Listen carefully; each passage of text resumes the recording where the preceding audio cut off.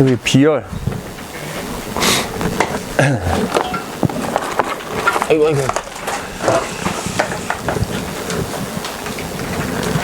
자, 사실 요 페이지는 모든 설명은 그 공식 하나만 알면 사실 다 끝나는 파트인 거야. 자, 일단 비열이라는 게 뭐냐. 정의가 굉장히 중요해. 자, 여기 뭐라고 써져 있냐면 어떤 물질이든지 간에 찾았어? 우리 찾았어 페이지? 자, 어떤 물질이든지 간에 1kg 혹은 1g의 온도를 1도 높이기 위해서는 얼만큼의 열량이 필요하냐를 우리가 비열이라고 하는 거야. 비열. 그러니까 예를 들어서 여기 물이 있어. 물. 자, 물이 있고 여기 예를 들어서 우리 뭐 음식할 때 쓰는 기름, 식용유 같은 게 올리브유가 있다고 치자. 요즘 식용유라고도 잘 안 하더라고. 올리브유, 뭐 포도씨유 뭐 이렇게 등등등 있던데.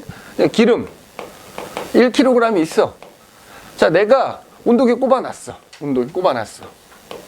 예를 들어서 이 물이랑 기름이랑 둘 다 지금 현재 20도였다고 치자. 이거 20도. 둘 다 20도였어. 자, 그래서 가스레인지에다 올려놓고 가열해. 그래서 열량을 내가 이제 잴 수 있다 치자 이거야. 그래서 가열했더니 물이 온도가 올라가서 예를 들어 21도가 된 거야. 자, 물 1kg 1도 높인 거야. 그럼 그때까지 내가 가열하면서 열량을 얼마를 줬나 봤더니 1kcal만큼의 예를 들어서 열량을 줬다 하자 이거지. 그런데 기름 같은 경우에 똑같이 가열하는데 물론 시간도 걸릴 거 아니니까 예를 들어서 얘는 이 1kg을 20도에서 21도로 만드는데 한 3분 걸렸단 말이야. 근데 기름 1kg은 20도에서 21도가 될 때까지 한 1분밖에 안 걸린 거야. 그 얘기는 뭐야? 더 오래 가열하고 더 적게 가열했다는 얘기, 열량이 더 적다는 얘기잖아. 그래서 봤더니 뭐 한 300칼로리 정도의 열량을 줬더니 1도 올라갔다 이거야. 그럼 그때 바로 얘네가 뭐야? 요 값이. 이게 바로 이 물과 기름의 뭐다? 비열이라고 생각하면 되는 거야. 처음 온도가 몇 도였든지 간에 내가 걔네들 1kg을 가열해서 1도를 딱 높이기 위해서 준 열량. 그럼 일단 여기서 또 우리가 알 수 있는 게 있어. 뭐 실제로 우리가 해봐도 알겠지만 이 비열이라는 게 물질마다 달라. 그치? 그래서 뭐 예전에도 설명했지만 이 비열이라고 하는 거 물질의 특성이다 이거지. 물질마다 서로 다른 값을 가져요. 그치? 그러면 우리가 앞에서 뭐 여러 가지 물질의 특성들 배웠잖아. 뭐 녹는 점, 어는 점, 뭐 끓는 점, 그지? 뭐 용해도, 밀도 이런 거 등등 배웠다면 그 중에 하나거든 얘도. 그러면 물질의 특성이니까 물질마다 다를 것이고 또 뭐에 상관 같은 물질이라면 어때? 양에 관계없이 똑같아야 되는 거야. 똑같아. 그러니까 물이 1kg일 때 1kcal를 준다. 그래서 비열이 뭐 예를 들어서 1이다 그러면 물이 2kg이어도 비열은 얼마인 거야? 1인 거야. 그지? 물질의 특성이다. 그 다음에 그 비열이라는 걸 나타낸 또 단위가 있단 말이야. 그래서 여기 보면 요 단위는 그래서 결국에는 우리 앞서 수업할 때도 얘기했지만 공식 하나를 알고 있는 게 훨씬 더 중요해. 자, 참고로 여기 지금 나와 있지. 그 비열이라는 게 물질마다 다른데 그 비열을 구한 일종의 식 같은 게 있어. 그게 어디서 유도된 거냐면 요거. 우리가 어떤 물질에게 열량을, 그러니까 어떤 물질이 열량을 얻거나 잃은 열량을 계산하는 일종의 공식이거든. 그래서 열량 Q는 비열 곱하기 질량 곱하기 온도 변화 뭐 이렇게 구한다 그랬잖아. 거기서 비열에 대해서 정리한 게 바로 얘인 거야.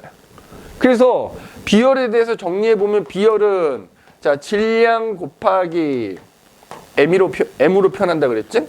온도 변화 분의 온도 변화는 이제 델타 T라고 보통 씁니다. 정말 잘 봐야 돼. 그 다음에 뭐야? 열량. 그렇지? Q라는 기호 쓰거든. 이게 비열. 그 물질의 비열이다 이거야. 그럼 봐봐. 우리 열량의 단위가 뭐야? 칼로리나 킬로칼로리 쓰거든. 그렇지? 칼로리 또는 킬로칼로리 써.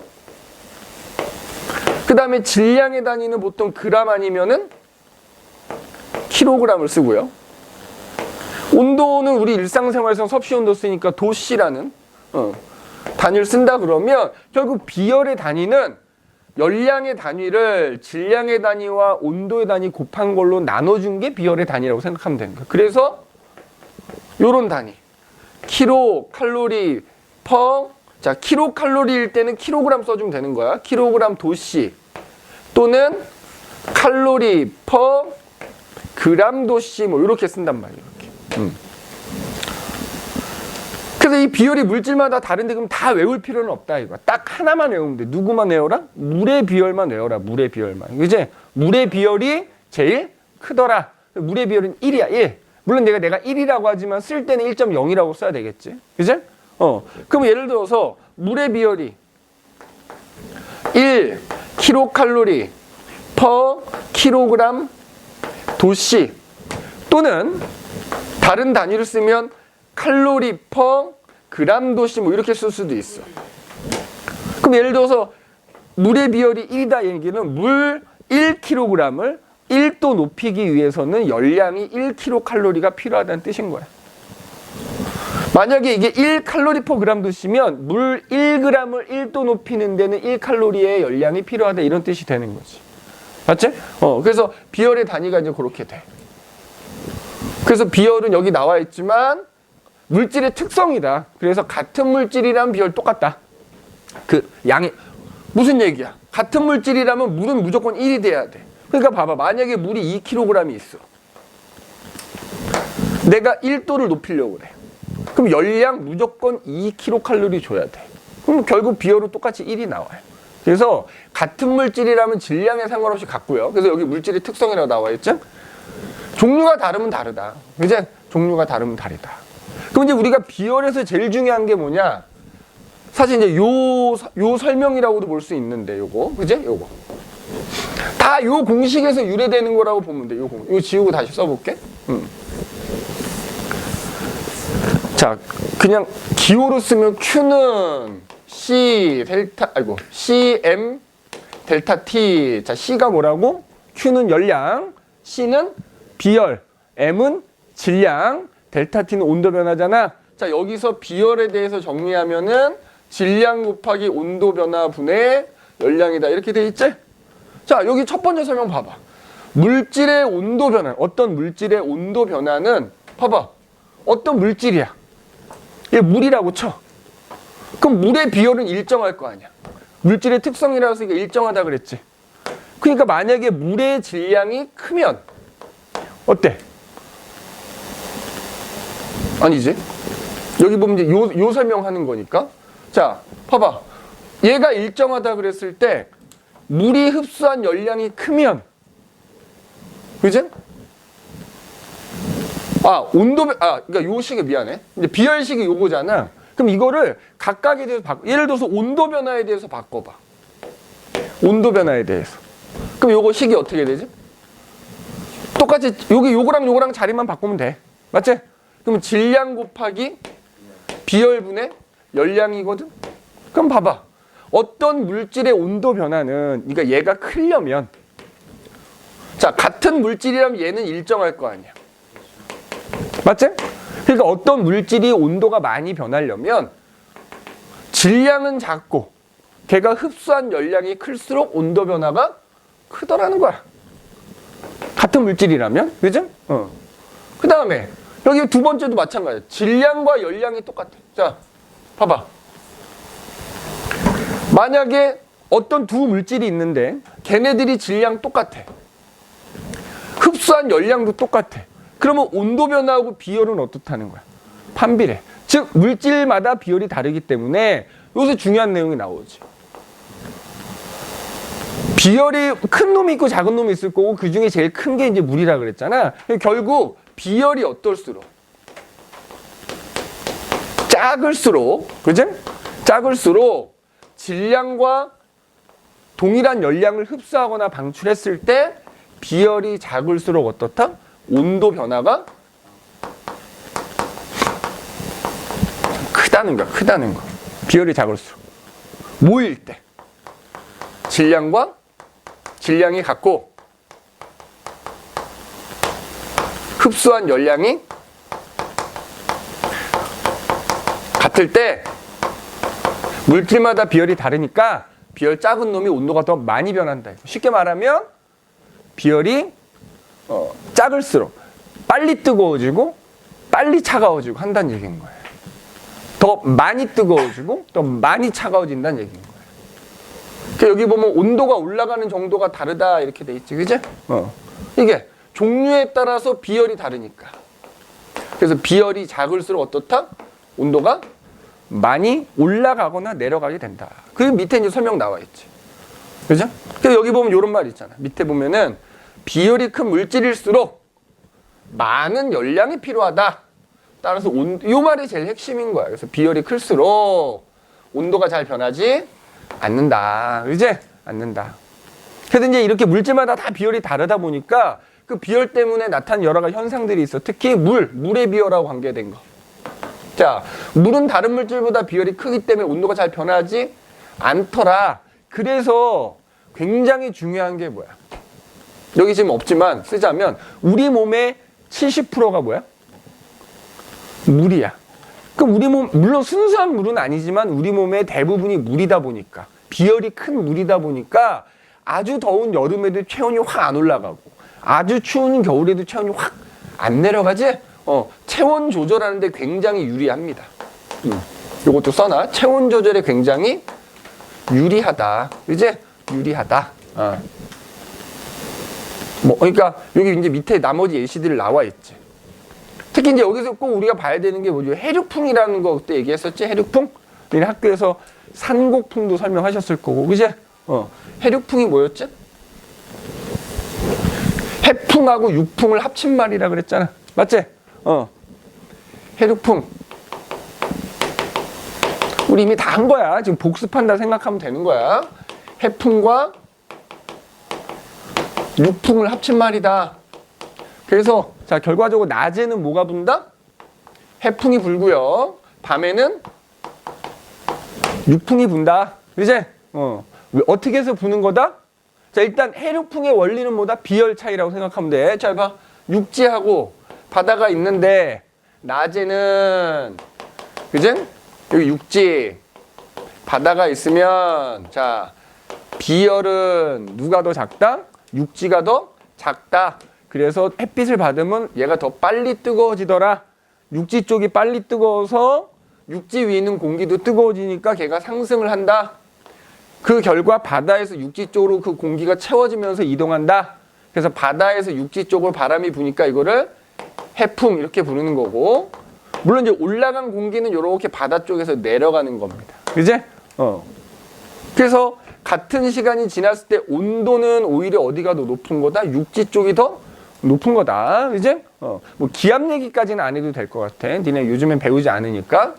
밤이 된 거야. 식을 거 아니야. 그제? 해가 안 식을 때 육지가 또 빨리 식어요. 자. 그래서 오히려 한밤중에는 어디가 더 따뜻하냐면 바다 쪽이 더 비열은 마찬가지로 바다가 크고 온도는 오히려 바다가 높아지는 거야. 식을 때는. 그래서 바다 쪽에 있는 공기가 상승하니까 육지 쪽에서 바다 쪽으로 이렇게 바람이 불어간다. 그래서 이걸 뭐라고 한다? 육풍이라고 한다는 거지. 그지? 그래서 이렇게 해안가에서 육풍이 부는 거. 그래서 니네 학교에서 그 실험했는지 모르겠다. 니네 해류풍이 부는 원리 그래가지고 선생님 설명했니 혹시? 요거 수조에다가 있잖아. 칸막이 이렇게 하나 해놔. 그래서 이쪽에다가 모래를 담아 놓습니다. 이쪽에다가는 물을 담아놔. 자, 여기서 모래는 이제 육지에 비유할 수 있는 거고, 물은 바다에 비유할 수 있는 거야. 그 다음에 여기다 뭘 하냐면은 향을 하나 중간에 피워놔, 중간에. 이렇게 향연기가 올라가겠지. 그 상태에서 전등을 트는 겁니다, 전등을. 자, 여기 각각 온도계를 꼽아놔, 이렇게 온도계.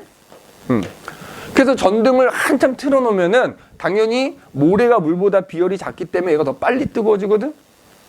그 결과 어떻게 되냐면 마치 해풍 부는 것처럼 이쪽 공기가 살짝 올라가. 이렇게 올라가면은 물에서 모래 쪽으로 이렇게 공기가 이동해 가겠지. 근데 그게 안 보이니까 그걸 보려고 향을 피워놓은 거야. 그래서 전등을 한참 틀어놓으면은 똑바로 올라가던 향 연기가 모래 쪽으로 이렇게 기울어지는 걸 볼 수가 있어요. 그럼 이게 뭐랑 똑같은 거야? 해풍이 부는 원리인 거예요. 그럼 이제 이 상태에서 한참 뜨거워진 다음에 전등을 끄면 식을 거 아니야? 지금 이제 온도가 내려가는데 모래는 온도가 빨리 내려가고 물은 천천히 내려가니까 어느 정도 시간이 지나면 이제 오히려 물 쪽이 더 뜨거운 거야. 그래서 물 쪽에 있는 공기가 상승하면서 모래 쪽에서 물 쪽으로 바람이 이렇게 불기 때문에 뭐 그 바람이라는 게 내가 못 느낄 수준일 수도 있지만 결과적으로 향연기가 이번에는 어느 쪽으로? 물 쪽으로 이렇게 살짝 기울어지면서 올라가는 걸 볼 수가 있어요. 그래서 만약에 학교 시험 문제에서도 요 그림 나오면 요거는 해륙풍의 원리를 알려주는 실험이다 이렇게 생각하시면 되는 거야. 그래서 이제 그거 한번 보시면 돼. 그 다음에 이제 비열에서 제일 중요한 게 뭐였어? 요거지. 요 그래프, 그지? 그래프, 요거. 자, 요거.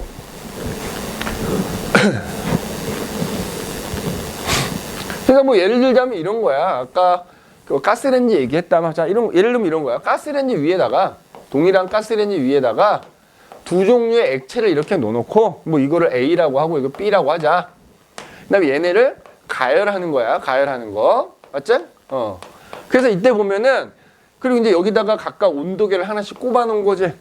그래서 똑같이 이제 가스레인지 불을 딱 킨 다음에 1분 단위로 얘네들의 온도를 측정한 다음에 그래프로 그렸더니 이런 식으로 나타났다 이거야. 자, 잘 봐. 잘 봐야 돼. 그럼 여기서 가열 시간은 뭐에 비례하냐면 열량에 비례하는 거야. 내가 더 오랜 시간 가열했다라는 건 더 많은 열량을 줬다는 얘기고, 만약에 A하고 B를 동일한 시간 동안 가열했다라고 하면은 같은 열량을 줬다는 얘기인 거야. 맞지? 그럼 잘 봐봐. 지금 여기서 A하고 B를 요 시간 동안 가열했어. 자, 그럼 A하고 B에 같은 열량을 줬단 말이야. 같은 열량을 준 거야. 자, 그랬더니 A는 온도가 얼만큼 변했어? 처음에 온도는 둘 다 0이었다고 치면 A는 온도가 요만큼 변했지. 자, 온도 변화는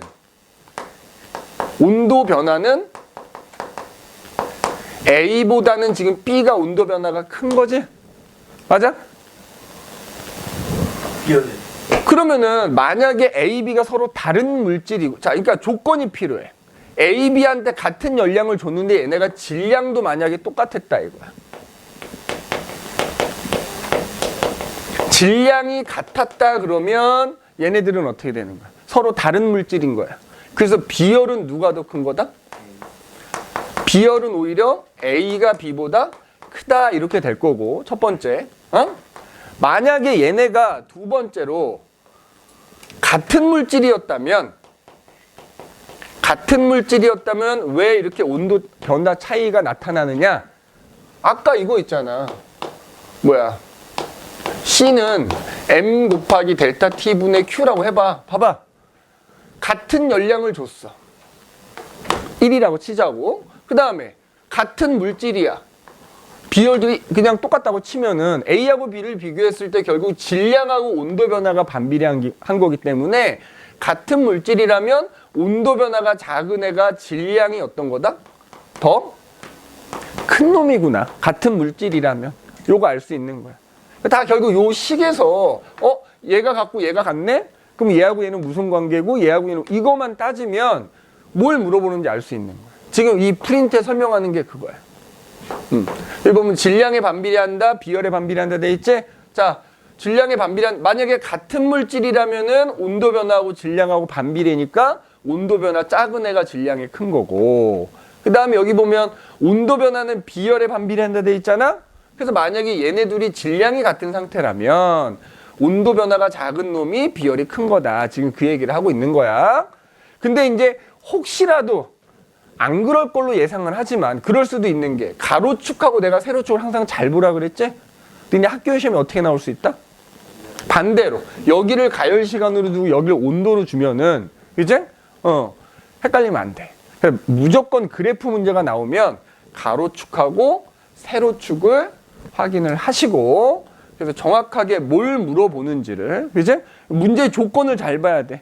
열량이 동일한데 질량도 같다 그러면 비열하고 온도 변화 관계를 물어보는 거구나, 이렇게 대답해 주시면 되고, 만약에 열량이 같은데 또 같은 물질이구나 그러면 온도 변화랑 질량과의 관계를 물어보는 거구나, 이렇게 판단해 주시면 되겠다 이거야. 알겠지?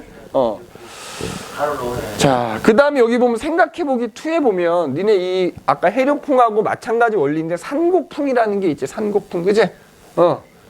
자, 산곡풍은 마찬가지로 뭐하고 뭐를 합친 거야? 산풍과 곡풍이야. 선생님이 바람의 이름은 불어오는 쪽에 이름을 갖다 붙인다 그랬으니까 산풍이면 정상에서 계곡 쪽으로 부는 거고 곡풍이면 계곡에서 정상 쪽으로 부는 거거든. 자, 계곡이 있고 정상이 있어. 한낮에는 자, 기본적으로 계곡은 지대도 낮고 여기 또 물도 흐르고 있기 때문에 그러니까 이 계곡하고 정상하고 비교하면 어디가 더 먼저 뜨거워지냐면 정상 쪽이 먼저 뜨거워지겠지. 아무래도 높으니까 또 햇빛도 많이 받을 것이고. 그래서 여기 있는 공기가 이렇게 올라가거든. 그러면 당연히 계곡 쪽에서 정상 쪽으로 이렇게 바람이 불어가면서 채워주는 거야. 그럼 이걸 뭐라 그래? 곡풍이라고 하는 거지. 그래서 곡풍은 언제 분다? 낮에는 곡풍이 분다 이렇게 얘기하는 거야. 반대로 밤에는 식을 거 아니야. 식는데 당연히 계곡이 어때? 정상보다 비열이 큰 거야. 물이 흐르고 있기 때문에. 그지? 그래서 천천히 식어요. 그래서 오히려 한밤중에는 계곡 쪽이 더 따뜻하니까 공기가 이렇게 올라가. 그럼 저쪽 정상 쪽에서 계곡 쪽으로 이렇게 바람이 불어갑니다. 이걸 뭐라고 한다? 산풍. 그래서 이거는 이제 밤에. 그래서 원리는 똑같아. 아까 해류풍은 육지하고 바다하고 비열이 달라서 해류풍이 분 거였다면 산곡풍은 계곡하고 정상하고 비열이 달라서 산곡풍이 분다. 그지?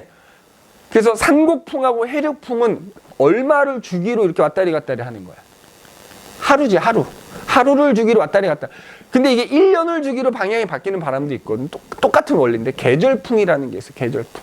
그래서 뭐 여름에 부는 계절풍, 겨울에 부는 계절풍도 비열 차이 때문에 그래. 근데 그거는 지금 다루지 않으니까 여기서 굳이 얘기하지는 않겠다. 알겠지? 자, 잠깐 쉬었다가 할게. 지금 뭐 조는 사람도 있고 테스트 봐서 힘들었지. 그러니까 잠깐 쉬었다가 합시다. 알겠지? 자,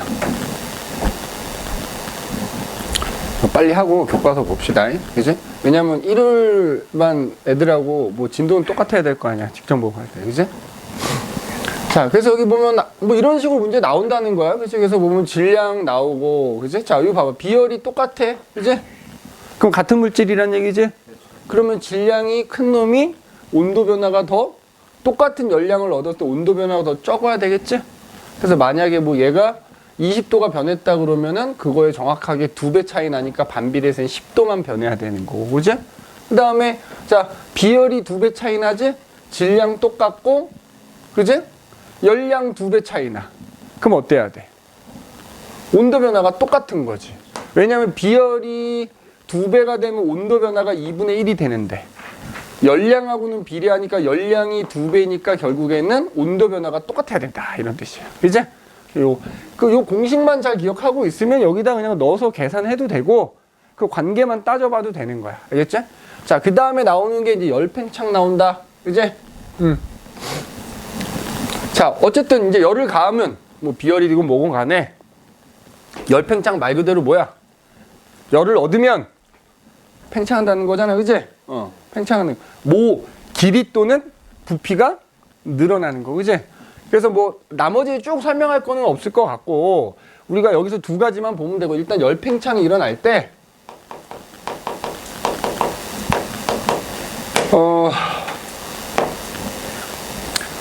일단 열팽창도 물질마다 같은 열을 가했을 때 물질마다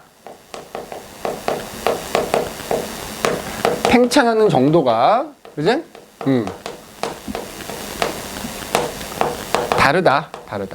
그지? 그래서 어떤 물질은 똑같이 열을 가해도 더 많이 팽창하고 어떤 애들은 조금 팽창하고 반대로 많이 팽창한다는 애들은 냉각시키면 또 그만큼 많이 줄어든다는 뜻이기도 해요. 그래서 물질마다 팽창하는 정도가 다르고 자, 같은 물질이라도 뭐에 따라서도 달라? 상태에 따라서도 팽창 정도가 다르다 이렇게 되겠지? 그래서 같은 물질이라도 고체일 때보다는 액체일 때가 팽창을 더 많이 할 거고요. 그지? 기체일 때는 훨씬 더 많이 팽창. 그 다음에 고체하고, 자, 예를 들어서 고체 같은 경우는 팽창을 한다고 쳐. 정우야, 여기 봐야지. 고체는 뭐가 팽창해? 길이도 팽창하고요. 길이가 늘어나니까 모두 팽창해? 부피도 팽창을 하는 거지. 그런데 액체나 기체는 길이라는 게 없지. 뭐만 팽창해? 얘네들은 부피만 팽창하는 거지. 그치? 그 다음에 또 하나. 고체하고 액체는 말이야. 같은 고체, 같은 액체라도, 그치? 열량을 많이 얻을수록 더 많이 팽창을 하거든? 그런데 기체는 일단 요 말이 중요해. 물질마다 팽창 정도가 다르지. 그러니까 같은 고체라도 종류가 다른 팽창은 다른데 예외가 하나 있지. 기체는 종류에 관계없어요. 그러니까 수소기체, 산소기체, 기체는 종류에 상관없이 다 똑같이 팽창해.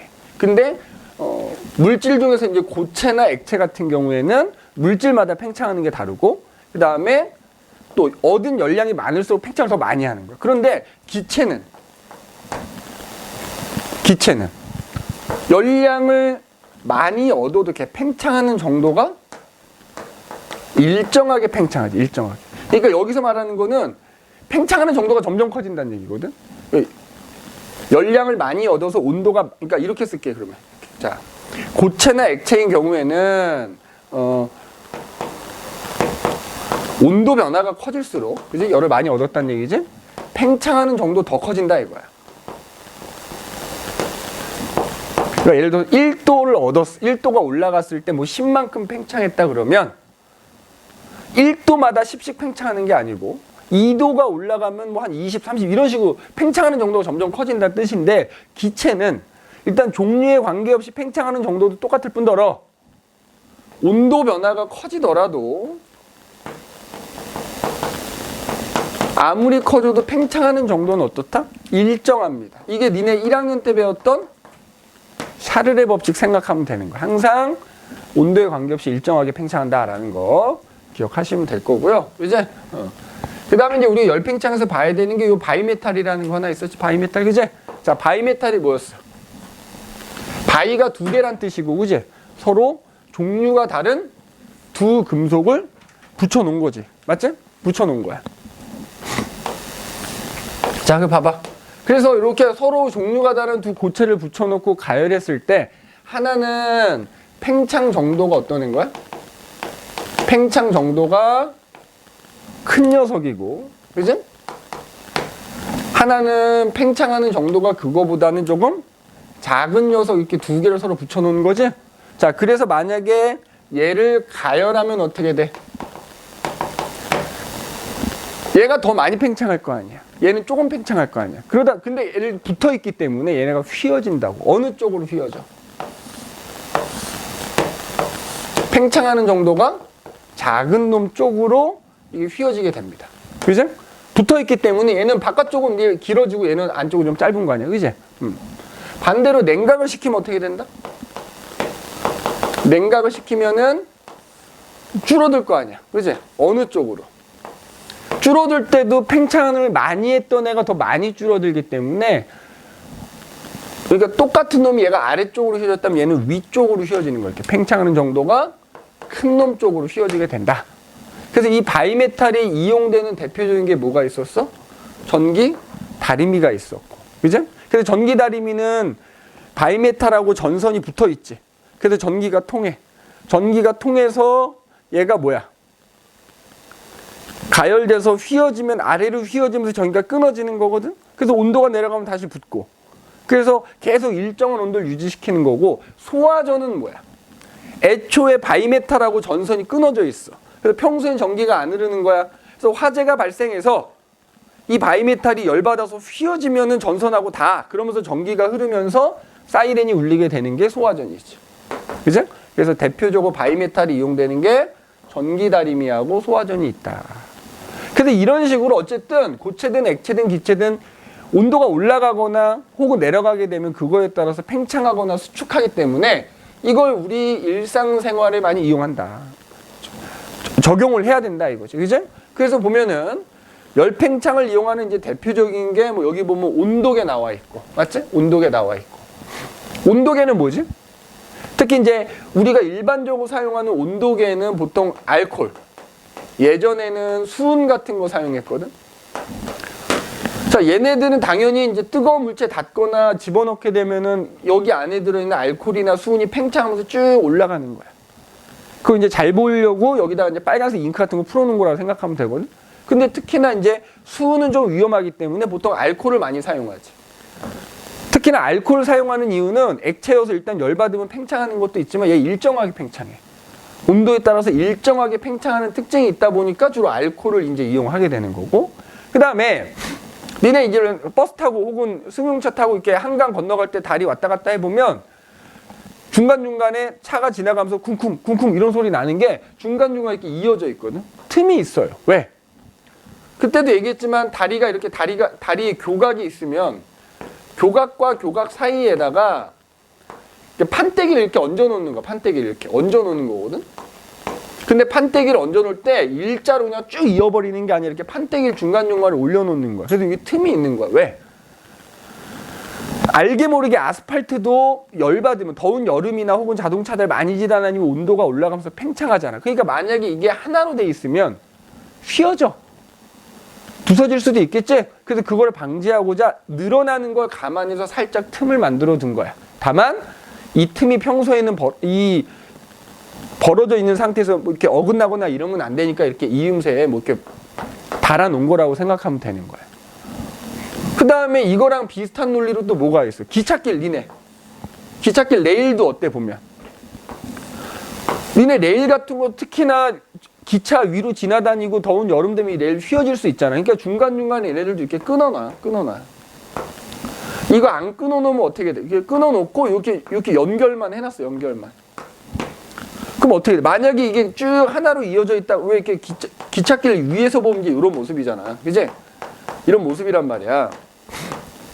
이게 하나로 돼 있으면 어떻게 돼? 더운 여름철이나 뭐 지하철 많이 지나가고 가면은 휘어져 버리지.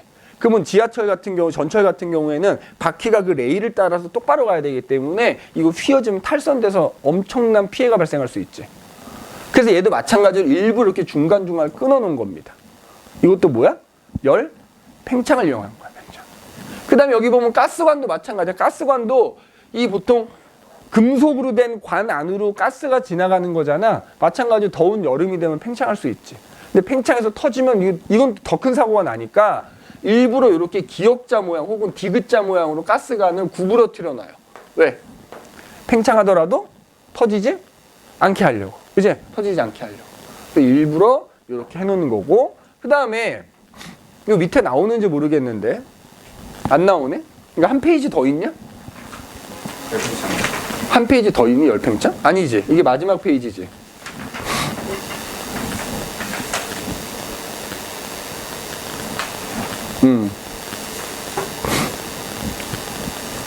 마지막 페이지네. 여기에는 안 나와 있는데 뭐 우리 열팽창 관련 그런 거 있었잖아. 예를 들자면은 건물 지을 때, 건물 지을 때, 니네 이 건물은 이제 안쪽에 있어서 안 보이지만 이 안에다 뼈대 역할을 하는 뭘 집어넣지? 철근을 집어넣어. 철근을 뼈대 역할을 하는 철근을 세워놓고 그 철근 바깥쪽으로 소위 말하는 이제 시멘트 부어서 콘크리트라고 하지. 콘크리트를 부어서 건물의 벽을 완성하잖아. 근데 왜 뼈대 역할을 하는 이 철근을 쓰는 이유가 뭐냐 이거지. 생각해봐. 벽 안에 뼈대 역할을 하는 철근이 들어있어. 근데 얘네도 우리 눈에는 안 보이지만 더운 여름철에 뭐 이렇게 열받고 그러면 팽창할 거 아니야. 자, 콘크리트도 팽창해. 당연히 그 안에 있는 철근도 팽창하겠지? 근데 생각해봐. 만약에 철근이 콘크리트보다 더 많이 팽창하면은 콘크리트에 계속 힘을 가하니까 콘크리트에 금 가겠지. 반대로 콘크리트가 많이 팽창했는데 얘는 조금 팽창하면 그 사이에 또 틈이 생겨. 균열이 생길 수 있잖아. 그래서 굳이 얘네들이 조합을 이룬 이유는 얘가 팽창하고 얘네 둘이 팽창하는 정도가 어떤 거야? 비슷한 거야. 비슷한 거. 그지? 서로 비슷한 걸 이용한 거야. 이런 논리를 이용해 또 있지. 예를 들어서 니네 치과 잘 가진 않지만 충치 치료하러 예를 들어 치과를 가. 그러면 이빨이 이렇게 있으면 이빨 보통 이렇게 생겼잖아. 여기 잇몸 안에 이렇게 들어가 있는 거잖아. 충치가 생기면 어떻게 되지? 요걸 여기가 이제 썩어 꺼멓게 되잖아. 갈아내요, 이렇게. 갈아낸 다음에 어떻게 돼? 여기를 뭔가 다른 걸로 채우거든? 채워, 이렇게. 뭐 이제 채우는 재료가 뭐냐에 따라 다른데, 뭐 아말감이라는 걸 보통 채운 경우도 옛날에는 아말감이라는 걸 주로 썼고요. 요즘에는 얼마 전에 선생님 아들이랑 같이 치과 가서 치료받았거든? 레진이라는 걸 지금 어쩌고, 레진. 충치 치료할 때 이 치아 갈아낸 다음에 치아 사이에다가 레진이라는 걸 채워요. 이걸 채우는 이유가 뭐겠어? 여기 레진이 채워졌어, 이렇게.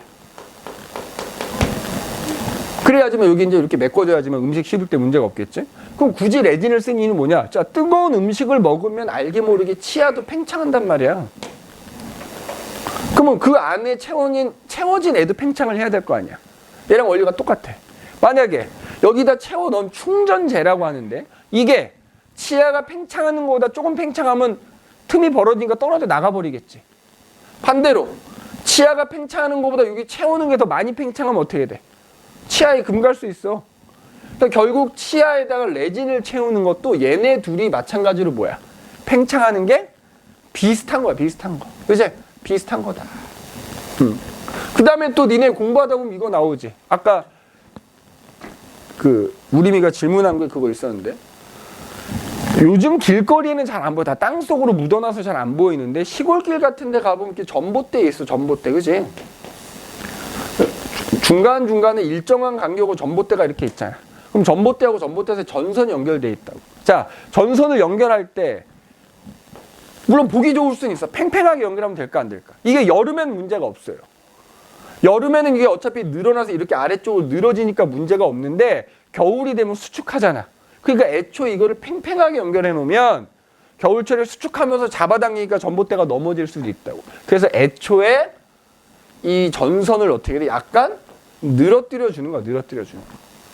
그래서 여름에는 이게 더 늘어나. 겨울에는 수축하더라도 너무 팽팽해지지 않게 해주는 거라고요. 그래서 전선을 연결할 때 이렇게 늘어뜨리는 것도 저기 열팽창을 이용한 거다 이렇게 보면 되고, 그 다음에 뭐 또 예시로 나오는 것 중에 그런 것도 있지. 우리나라에서는 송전탑. 시골 같은 데 가보면 산 중간중간에 송전탑이라는 거 서 있잖아. 프랑스에서는 그게 관광지지. 에펠탑. 에펠탑이 실제로 여름하고 겨울에 키가 어때? 달라. 에펠탑을 아예 쇠로 만든 거잖아. 그러니까 여름철에는 팽창하다 보니까 그 높이가 아주 미세하지만 좀 높아질 것이고 겨울철에는 그 높이가 조금 낮아지고 이렇게 된다고 하더라고. 그래서 그것도 열팽창 때문이다 라는 거 기억해 두시면 되고, 뭐 그거 말고도 여러 가지 예시들이 있지. 뭐 예를 들어 그릇 두 개가 꽉 껴서 빠지지 않을 때 어떻게 해줘야 되느냐 뭐 이런 것들, 뭐 그건 우리가 이제 숙제나 공부를 통해서 알고 있을 거라 생각을 하고요. 그래서 열팽창이 우리 생활에 이용되는 사례들도 좀 잘 기억을 해둬야 되고, 특히 열팽창에서는 요 바이메탈 아까 얘기했던 거 있지. 요거 반드시 시험에 나올 겁니다. 알겠니? 반드시 시험에 나올 거니까 요거 꼭 기억해 줘야 되고, 그래서 밑에 보면 뭐 요런 거 나오지. 요런 거 생각해보면, 자, 유리병의 금속 뚜껑이 잘 열리지 않는 경우에 따뜻한 물 속에 뚜껑을 담갔다 빼면 잘 열린대. 야, 우리 보통 유리병의 금속 뚜껑, 이게 잼 있지, 잼. 딸기잼 이런 잼 사면, 예. 잼이 담겨져 있는 유리병이 이렇게 있고 그거를 덮고 있는 금속 뚜껑이 이렇게 있는 거잖아. 잘 안 열릴 때 이 뚜껑 부분을 뜨거운 물에 넣으면 팽창하니까 이제 잘 열리는 거잖아. 근데 중요한 건 있잖아. 유리는 팽창해, 안 해? 얘도 팽창해. 뜨거운 물에 담그면 얘도 팽창하고 그 금속 뚜껑도 팽창하는 거야. 근데 누가 더 많이 팽창하는 거야? 그렇지. 그러니까 유리는 팽창을 안 한다고 생각하면 안 돼. 유리도 팽창을 하는데 유리보다는 금속이 팽창하는 정도가 더 큰 애인 거지. 그래서 틈이 살짝 벌어지니까 쉽게 열린다라는 거고, 그 다음에 여기 보면, 자, 국그릇 안쪽에 밥 공기가 끼어서 빠지지 않는다. 열팽창을 이용해서 두 그릇을 분리하는 방법. 그래서 이걸 뭐 차가운 물에 담근다 뭐 이렇게 써놓은 사람도 있던데. 그치? 니는 뭐라고 써놨어? 그 위쪽에. 그러니까, 그렇지. 아니, 지난주에 어떤 학생 수업할 때 그냥 이걸 차가운 물에 담근다 이렇게만 써놨더라고. 학교 선생님이 그렇게 알려줬다는 거야. 그럴 리가 없는데. 그지? 자, 두 개의 그릇이 꽉 끼어서 안 빠지면 아래쪽은 뜨거운 물에 담그고요. 위쪽에다가는 얼음물 넣으면 됩니다. 그지? 그러면은 왜냐면 이제 우리가 보통 사용하는 밥그릇이나 국그릇은 열 전도가 그렇게 잘 되는 애들이 아니야. 그래서 아래쪽을 뜨거운 물에 담그면 어쨌든 이 뜨거운 이 밥그릇은 약간 팽창할 것이고, 대신에 그 위에다가 얼음을 넣으면 얘는 살짝 수축하면서 틈이 생기니까 잘 빠지게 됩니다. 그제?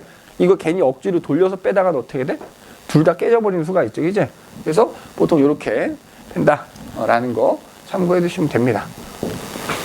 자, 그래서 열팽창까지 우리가 한번 얘기를 해봤고요. 그럼 뭐 프린트는 이 정도로 정리를 하고, 그럼 우리 이 교과서 정리를 한번 해볼 텐데, 선생님이 1주차에 줬던 교과서를 한번 봐보도록 할게요.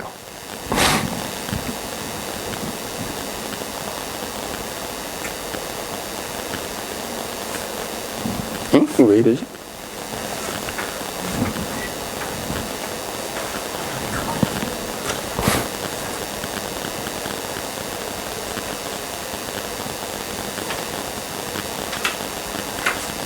왜 이렇게 돼 있지?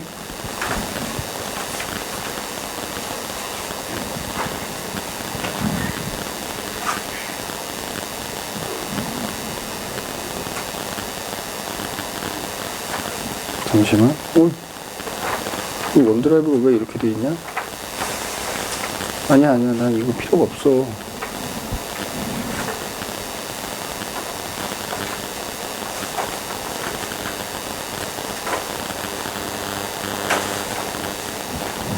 잠깐만. 왜 이러지? 선생님 이걸 원하지 않는데.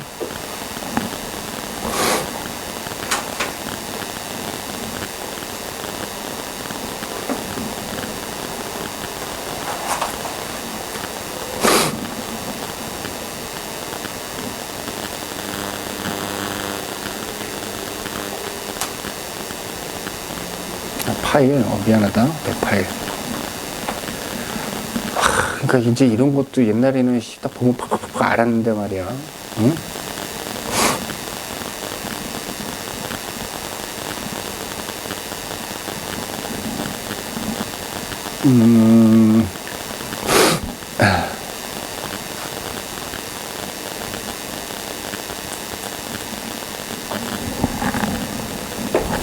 나도 모르는 사이에 업데이트가 됐나봐. 그래서 앱이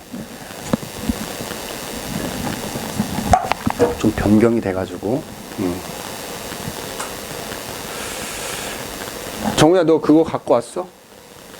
뭐야? 교사용 교과서 혹시 갖고 왔어? 자연의 태양에 이렇게 다 있네요. 그 선생님이 1주차 때 줬던 교사용 교과서 부분 있지? 자, 거기를 한번 보도록 합시다. 자, 그래서 첫 번째 나오는 게 달의 위상 변화, 그래서 나오지, 그지? 자, 요거 뭐 모양 변화에 대해서는 따로 뭐 얘기하지 않겠다만, 지금 화면상으로 잘 안 보이는데 니네 프린트에 다 있으니까. 지금 우리 교재에 보면은 태양이, 자, 어디에서? 왼쪽에서 비추고 있지, 그지? 자, 그럼 어떤 순서로? 삭, 초승, 상현, 망, 하연, 금음, 사계순으로 모양 변화 일어난다는 거 꼭 좀 기억하시고, 그래서 내가 그때도 얘기했지만 문제 그림이 나오면 태양이 왼쪽에서 비추는지 오른쪽에서 비친 확인을 먼저 좀 하라 그랬어. 이쪽에서 비추면 여기가 삭이 돼야 되는 거야, 그죠? 그래서 어떤 순서로 모양이 변해 간다라는 거 기억해 두시고, 여기 보면은 이런 식으로, 그죠? 위상이라는 게 모양 왜 변한다고? 달이 뭐 하기 때문에? 공전을 하기 때문에, 그죠? 공전 며칠에 한 번 한다 그랬어. 실제로는 27.3일이고, 그제 우리가 모양이 변하는 거는 음력 한 달 29.5일에 한 번씩 같은 모양이 된다 그랬고, 자, 여기 보면 이런 말 나와 있지. 그래서 선생님이 자전주기랑 공전주기가 같다. 공전주기가 얼마라고? 이런 식으로 그냥 공전주기 물어보면 이거 며칠? 27.3일인 거야. 따라서 자전주기도 얼마인 거다? 27.3일인 거다. 그래서 항상 같은 면만 보인다. 자, 선생님이 이거 뭐라고 불렀어요? 이거를 동주기 자전이라고 한다 그랬지? 그래서 동주기 자전이기 때문에 그 항상 같은 면만 보이는데 그 같은 면이 달의 앞면이 된다 그랬어. 그래서 앞면을 봤을 때 밝게 보이는 부분, 어둡게 보이는 부분 얘기했었지? 밝게 보이는 부분을 달의 고지, 어둡게 보이는 부분을 달의 바다라고 한다라는 거 얘기했었습니다. 이제? 달의 뒷면은 절대로 볼 수가 없다. 근데 우리가 달의 뒷면은 어떻게 확인할 수 있다? 인공위성이나 우주선들이 찍어서 보내준 걸 통해 확인할 수 있다. 이제 그렇게 보시면 되겠고.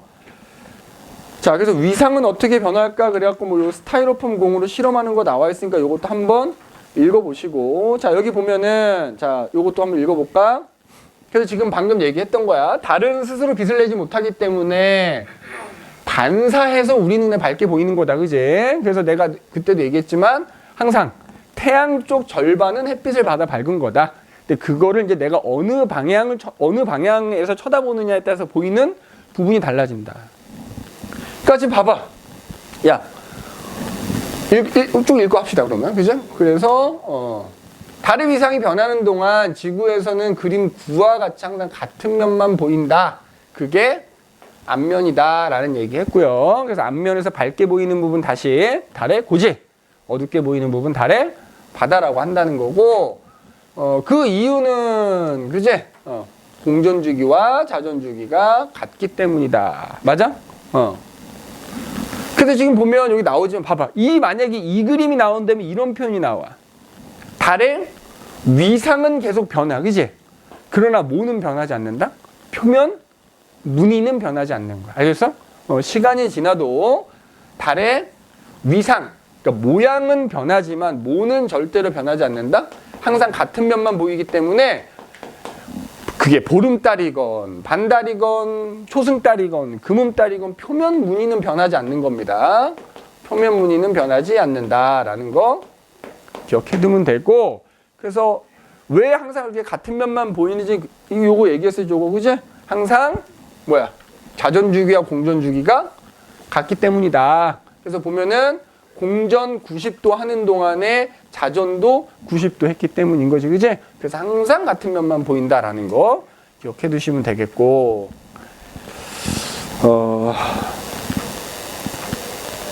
그 다음에 요런 거, 이런 식으로 말로 물어보면 조심해. 달이 태양에서 가장 멀리 있을 때가 어디야?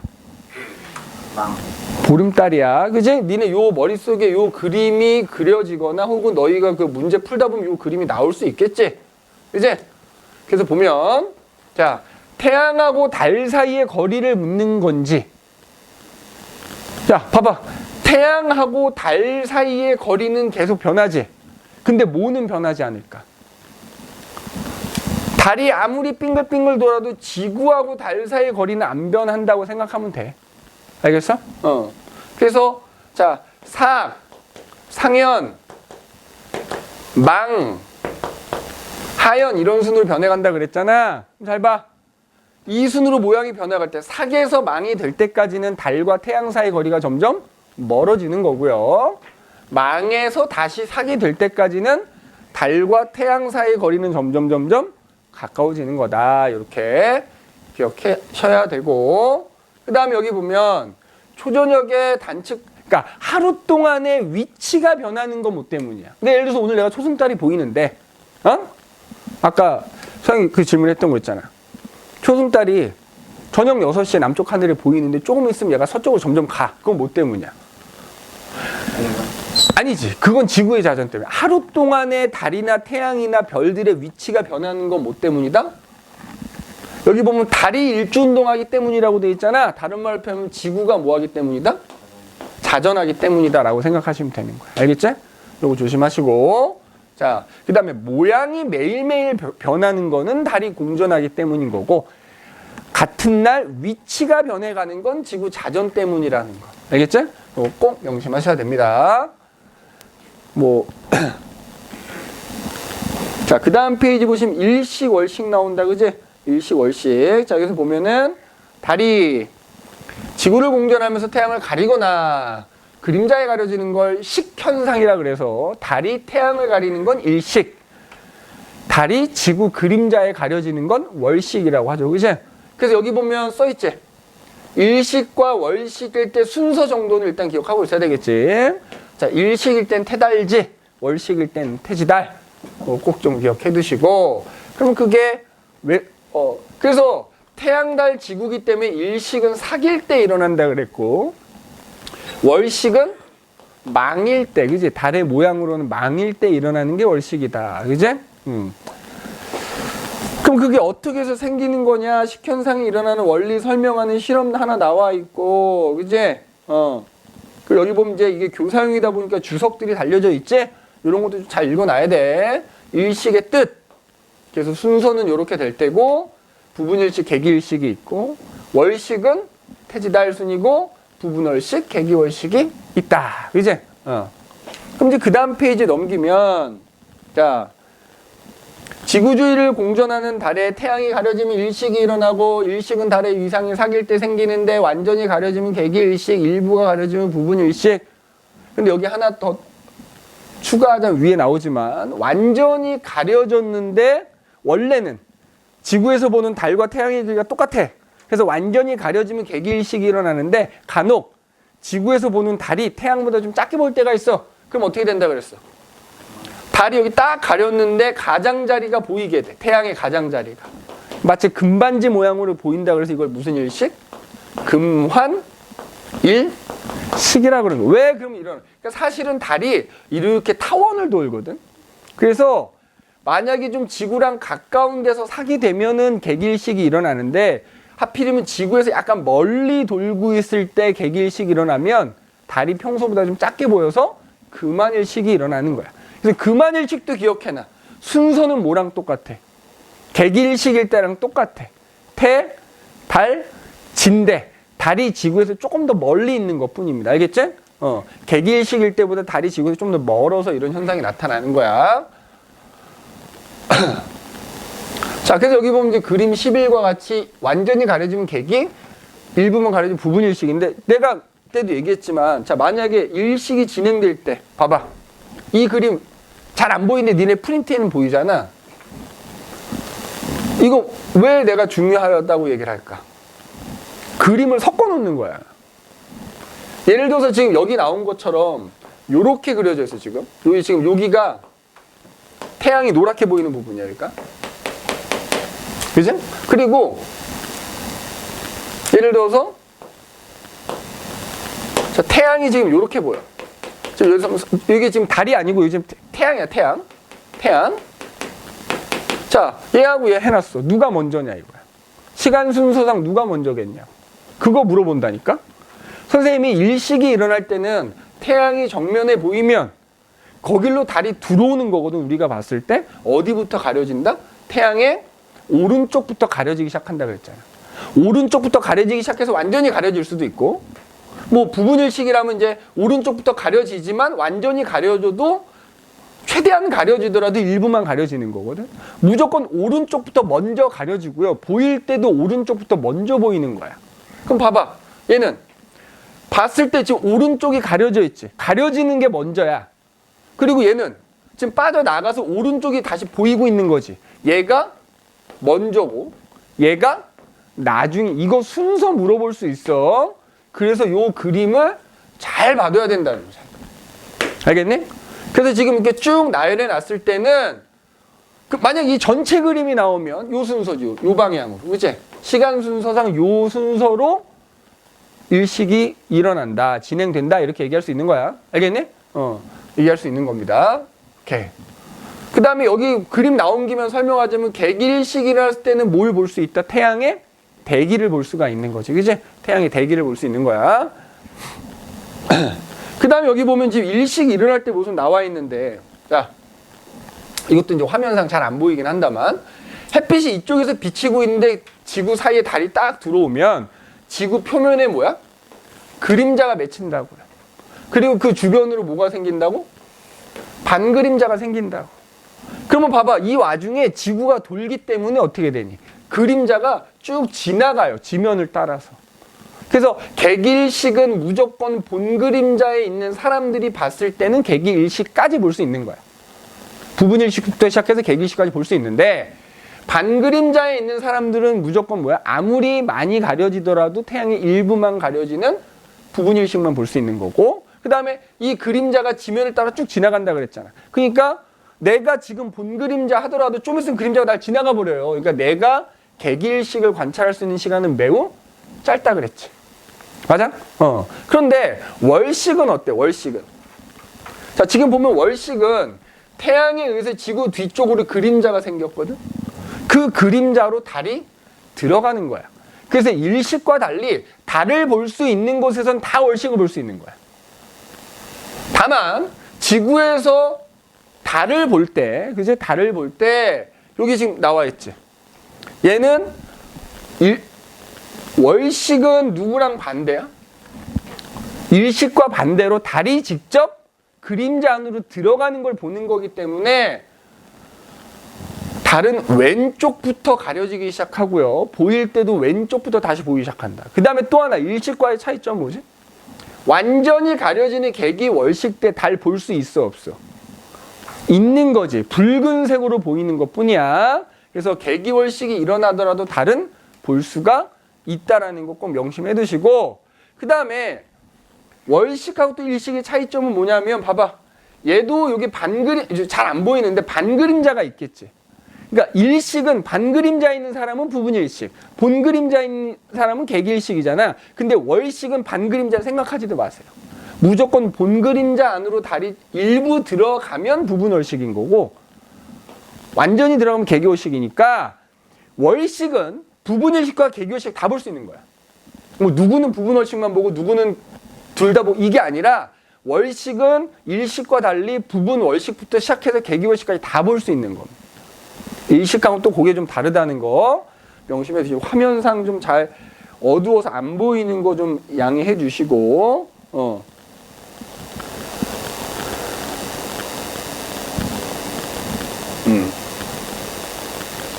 오케이. 자, 그 다음에 보면 행성의 특징 나와. 그치? 행성의 특징. 자.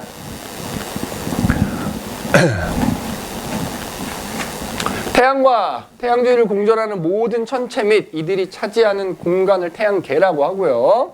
그 중심에는 태양이 있다. 태양을 다른 말로 뭐라고 한다?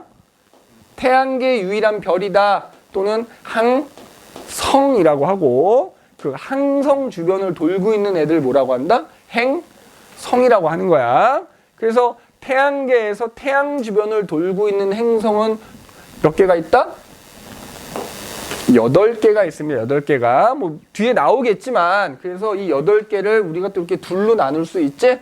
수성부터 화성까지는 뭐야? 지구형 행성, 목성부터 해왕성까지는 목성형 행성, 또 이렇게 구분하기도 한다는 거 미리 기억하고 넘어가도록 하자. 그럼 이제 각각의 행성들의 특징 하나씩 보는데, 자, 수성, 그지?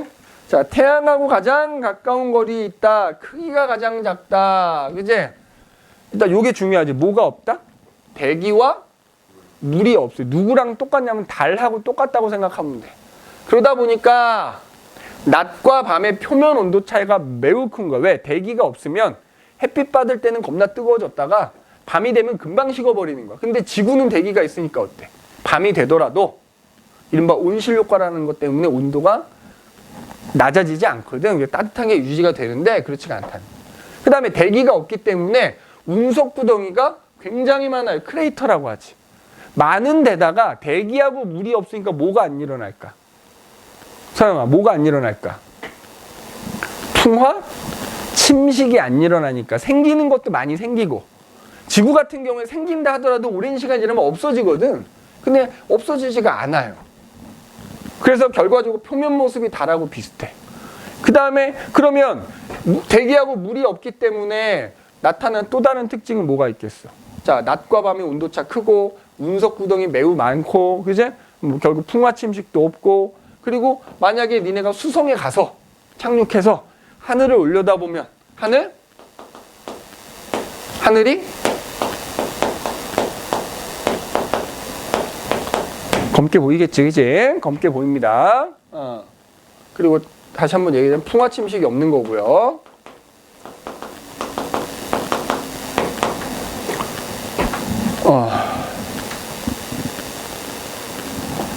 그 다음에 여기 보면 이제 이런 것도 있다. 단층이라는 것도 있답니다. 단층. 그래서 수성도 지구처럼 이렇게 움직이니까 이렇게 수축하면서 생긴 거다 이렇게 생각하시면 되고, 그 다음에 여기 나와 있지는 않지만 뭐 없다? 크기가 매우 작기 때문에 위성 당연히 없다라는 거 꼭 기억해 두시면 되겠고, 당연히 고리도 없고요. 대신에 착륙할 수는 있는 거고요. 땅덩어리이기 때문에, 그죠? 땅덩어리이기 때문에 수성은 이렇게 받으시면 돼요. 수성의 특징에서 달의 특징과 유사하다는 거 꼭 명심하셔야 되고, 자, 그 다음에 두 번째 금성 나옵니다. 금성. 응? 자, 금성, 우리 이제 비너스라고 하죠. 비너스가 뭐야? 미의 여신이잖아. 그지? 그래서 크기는 일단 지구랑 제일 비슷하고요. 그지? 지구랑 가장 가까이 접근한, 그러니까 지구와의 거리가 가장 또 가까운 행성 중에 하나다. 그 다음에 태양계에서 수성 다음으로 태양에서 가깝잖아. 그러면 태양에서 멀어지면 원래 추워져야 되잖아. 그런데 오히려 수성보다 표면 온도가 매우 높아. 그 이유는 뭐냐? 자, 대기의 성분이 주로 뭐야? 이산화탄소야. 그런데 그 이산화탄소가, 이 말 꼭 명심해, 정우야. 대기가 매우 두꺼운 이산화탄소라는 거 기억해. 두꺼워. 그 대기가 매우 두껍다 보니까 뭐가 높아? 우리 지금 공기가 나를 누르고 있어요. 이걸 기압이라고 그러지. 지구의 기압이 1기압이라면 금성은 대기가 매우 두껍다 보니까 기압이 매우 높아. 95기압 정도 돼. 그래서 대기의 주성분이 이산화탄소다 보니까 소위 말하는 온실 효과라는 게 굉장히 많이 나타나. 그래서 그것 때문에 표면 온도가 470도로 오히려 수성보다 높은 거야. 수성보다. 이 이산화탄소 때문에 뭐가 나타난다고? 온실 효과라는 게 매우 많이 나타납니다. 그것 때문에 표면 온도가 470도로 되게 높은 거야. 알겠니? 그 다음에 지구랑 일단 가장 가깝다 그랬고요. 대기가 두꺼우니까, 야, 어차피 행성이 우리 눈에 보이는 거 다 똑같아. 햇빛에 반사되는 게 우리 눈에 보이는 거잖아. 근데 대기가 두꺼우니까 반사가 많이 되지. 그래서 지구에서 볼 때 가장 밝게 보이는 행성입니다. 그 별명이 뭐다? 샛별. 그 다음에 니네 학교 프린트엔 샛별 말고 또 하나 뭐 있었어? 개밥바락이라는 것도 있었지, 그지? 그래서 금성의 특징은 두꺼운 이산화탄소 대기라는 거 꼭 명심하시고. 자, 그 다음에 얘 크기가 지구랑 비슷한데 위성이 또 없어요. 얘는 위성이 없습니다. 위성 없고 뭐 고리 같은 것도 없고요. 당연히 대기가 두꺼우니까 표면이 보여, 안 보여? 안 보입니다. 여기 안 써져 있지만 대기가 워낙 두껍다 보니까 표면 보이지 않습니다. 지구에서 볼 때. 알겠니? 다만 이제 반사가 많이 일어나서 밝게는 보이는 거다. 그죠? 금성의 특징은 이렇게 받으시면 되겠고요. 여기 보면 뭐라고 되어 있어? 금성의 표면은 두꺼운 대기를 갖고 있어서 수성이나 화성과 달리 표면을 볼 수가 없더라 라고 이렇게 써 있지? 그걸 잘 기억해 두시고. 자, 그 다음에 화성까지만 얘기하고 잠깐 쉽시다. 자, 화성. 자, 화성은 지름이 지구의 절반 정도밖에 안 되고요. 특히 꼭 기억해야 되는 게 양극, 그러니까 지구로 따지면 북극과 남극에 뭐가 있다? 극관이라는 게 있다. 극관. 그지? 극관이 뭐야? 물과 이산화, 그러니까 우리가 흔히 말하는 드라이 아이스라고 생각해야 될 것 같아요. 물과 이산화탄소로 이루어진 극관이라는 게 있고, 그지? 그 다음에 화성은 지구랑 비슷하게 뭐가 나타나냐면 계절 변화가 있어요. 계절 변화. 그지? 그러니까 지구처럼 여름도 있고 겨울도 있고 하단 말이야. 그러다 보니까 이 극관이 여름에는 녹아서 좀 작아지는 것이고 겨울에는 얼어서 그 크기가 조금 커지는 거야. 그 다음에 대기도 있어. 수성만 대기가 없습니다. 행성들 중에. 근데 그게 아주 무슨 희박한 이산화탄소야. 금성은 두꺼운 이산화탄소라 그랬잖아. 화성은 희박한 이산화탄소야. 자, 그러다 보니까 온실 효과라는 건 그렇게 많이 나타나지는 않습니다. 그래서 일단 화성에서 외워야 되는 거 극관 하나 외워야 돼요. 대신에 표면은 잘 보이겠지. 대기가 얇으니까. 그지? 근데 그 표면을 보면 되게 붉은색을 띈대요. 그 붉은색을 띠는 이유가 바로 산화철. 우리 쇳덩어리 녹슨 거 생각하면 돼. 쇳덩어리 녹으면 약간 붉은색 띠지? 그 산화철이라는 걸로 돼 있다 보니까 붉은색을 보이고요. 그 다음에 지금은 물이 흐르지 않지만 물이 흘렀던 흔적이 있다. 그지? 그래서 뭐가 있다 그랬어? 뭐 말라버린 협곡. 계곡, 그러니까 옛날에 물이 흘렀던 흔적이지. 협곡. 그 다음에 그 뭐야?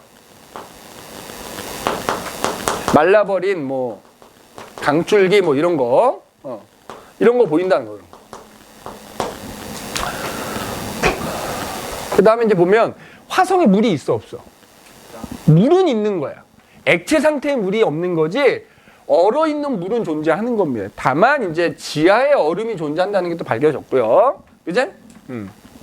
그 다음에 여기 보면 뭐야? 화성에는 뭐가 있다? 태양계에서 가장 큰 화산인 올림퍼스 화산이라는 것도 있다. 이것도 기억해. 아마 니네 프린트가 다 요 교사용 교과서를 바탕으로 만드셨을 겁니다. 그래서 다 했던 내용이긴 해. 그 다음에 얘도 위성이 있을까 없을까? 크기가 지구의 절반밖에 안 되는데 위성이 몇 개가 아니라 2개가 있어요. 2개. 포보스, 데이모스 그래가지고 위성이 2개가 있습니다. 이것도 참고로 기억해 두시면 되겠다. 자, 그 다음에 목성 얘기 나오는데 요거는 잠깐 우리 또 쉬었다가 합시다. 쉬었다가 해야지. 그 다음에 목성 나온다. 목성. 그치? 일단 행성 중에 가장 큽니다. 행성 중에 가장 큰 행성이다. 지구의 몇 배? 그리고 숫자 나오는 것도 11배. 알겠지? 아까 화성은 지구의 2분의 1배라 그랬지?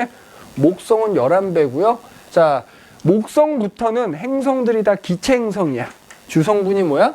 수소와 헬륨이다. 행성 자체가 기체 덩어리거든. 그러다 보니까 자전하는 게 어떨까? 굉장히 빨라요. 그러다 보니까 그 빠른 자전 때문에 뭐가 나타난다? 가로로 줄무늬가 나타납니다. 가로 줄무늬. 그 다음에 그 대기가 소용돌이 어마어마하게 빠르게 소용돌이 치고 있거든. 그것 때문에 뭐가, 자, 요거 꼭 기억해야 돼. 목성 하면 대적반 붉은색 점이 나타난다. 이게 멀리 있어서 점인 거지 크기가 지구보다 큽니다. 지구가 퐁당 들어가고도 남어. 그지? 그 다음에 목성 같은 경우에 자, 목성부터는 뭐가 다 고리라는 게 있습니다. 고리. 자, 고리의 주성분 뭐야? 희미하지만 고리 가지고 있는데 고리의 주성분 뭐하고 뭐라 그랬어? 얼음과 암석으로 이루어져 있다. 그지? 그리고 이제 너무 당연한 거긴 하고 예전에 설명했는데 그러니까 태양에서 멀리 있는 행성일수록 공전하는 속도는 점점 느려지는 거예요. 그러면 뒤에 토성에서 얘기하겠지만 고리도 어때? 그 행성에서 멀리 있는 고리일수록 야, 얘네 고리가 가만히 있는 게 아니야. 사실 돌고 있는 거야. 그 행성 주변을 더 느리게 돈다는 거. 그 다음에 요거 여기 지금 그림에 보이지? 지구의 북극과 남극에 해당되는 극지방에서는 뭐가 관측된다? 오로라라는 말도 꼭꼭 기억해. 오로라. 목성은 오로라 관측된다. 맞지? 그 다음에 목성은 크기가 워낙 크다 보니까 뭐가 겁나 많을까? 위성이 겁나 많아요. 위성이. 그치? 그래서 여기 보면은 그 위성들 중에서도 크기가 제일 큰 놈이 4놈이 있어.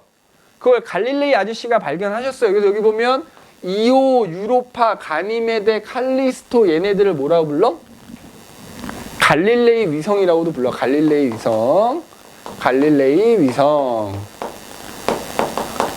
그래서 얘기했지. 특히 그 중에서도 가니메데는 위성 중에서도 가장 큰 위성이다. 누구보다 크다? 수성보다 큽니다. 위성인데 수성보다 크기가 커요. 대단하지? 그 다음에 이오라는 위성에서는 화산 활동이 일어나고 있고, 그 다음에 유로파는 표면이 얼음으로 덮여져 있어서 그 아래에 물이 있을 걸로 추정이 돼요. 그래서 우리 이제 지구 과학자들이 생명체를 찾으러 가잖아요. 가장 유력하게 그 탐사하려고 하는 화성 다음으로 이제 생명체 존재 여부를 탐사하려고 하는 가장 유력한 또 위성 중에 하나가 됩니다. 이거 기억해줘. 목성은 이제 그렇게 보시면 되겠고, 자, 그 다음에 목성 다음으로 큰 애가 누구냐? 자, 토성입니다. 토성. 자, 태양계 행성 중에 2번째로 크고 얘도 마찬가지로 수소하고 헬륨으로 이루어져 있는 기체 행성입니다. 자전 속도 매우 빠르겠지. 그래서 얘도 뭐 이 그림에 나오지만 대표적으로 가로 줄무늬 나타나고, 게다가 자전 속도가 빠르다 보니까 굉장히 어때? 납작합니다. 납작. 그리고 기체 행성이니까 밀도도 작을 거거든. 근데 밀도가 가장 작아. 누구보다 작다? 물보다 작습니다. 물보다. 근데 물의 밀도가 얼마야? 1이지? 얘 한 0.7 정도밖에 안 돼. 물보다 작다라는 걸 기억하시고, 얘도 마찬가지로 줄무늬 나타나고, 그지? 그 다음에 이제 가장 중요한 게 뭐야? 토성하면 아주 뚜렷한 고리를 가지고 있지, 그지? 그래서 아까도 얘기했지만 고리 같은 경우에도 얼음과 암석으로 이루어져 있어서 그 토성 주변을 돌고 있는 건데, 토성에서 멀리 있는 고리일수록 당연히 도는 속도가 느리다라는 걸 기억하시면 되고, 그 다음에 토성도 목성만큼은 아니지만 많은 위성을 가지고 있어요. 이게 매년 그 관측 결과에 따라 좀 달라지기 때문에 내가 몇 년 전에 봤을 때 공식적인 것만 48개인가 그랬어요. 지금 더 늘어났을 수도 있어. 왜냐하면 이제 관측 기술이 발달하면 더 많이 발견되거든. 그 중에서도 가장 크기가 큰 놈을 우리가 타이탄이라고 부르죠, 그치? 타이탄. 그래서 마찬가지로 생명체 존재 가능성을 연구하고 있다, 그치? 여기 보면 하이온스라고 하잖아. 이거 이제 네덜란드 발음하고 호이겐스라고도 했어, 옛날에는. 그래서 하이온스호, 카시니 하이온스호. 이게 아마 카신이라는 사람이 이 토성의 고리를 가가지고 그 사이 간격 같은 게 좀 있거든. 여기 보이니? 여기 혹시 이게 그림에 보이는지 모르겠는데 여기 뭐 요거 있죠, 요거. 고리하고 고리가 약간 간격이 이거 카신이 간격이라고 하거든. 그래서 그 사람의 이름을 따서 만든 뭐 그런 탐사선이다. 뭐 이렇게 보시면 되고요. 자, 그 다음에 자 토성도 봐봐. 토성도 뭐 나타나? 오로라 나타나. 목성과 마찬가지로 토성도 오로라 나타납니다. 오로라 나타난다는 거 기억해 두시고, 자, 그 다음에 나오는 게 천왕성 나온다. 천왕성은 뭐 세 번째로 크다 뭐 이렇게 보통 얘기하고요. 지구보다 한 4배 정도 크고, 자, 얘도 기체 행성입니다. 주성분 수소와 헬륨인데 특히 뭐 때문에? 헬륨과 메테인 때문에 행성이 무슨 색으로 보인다?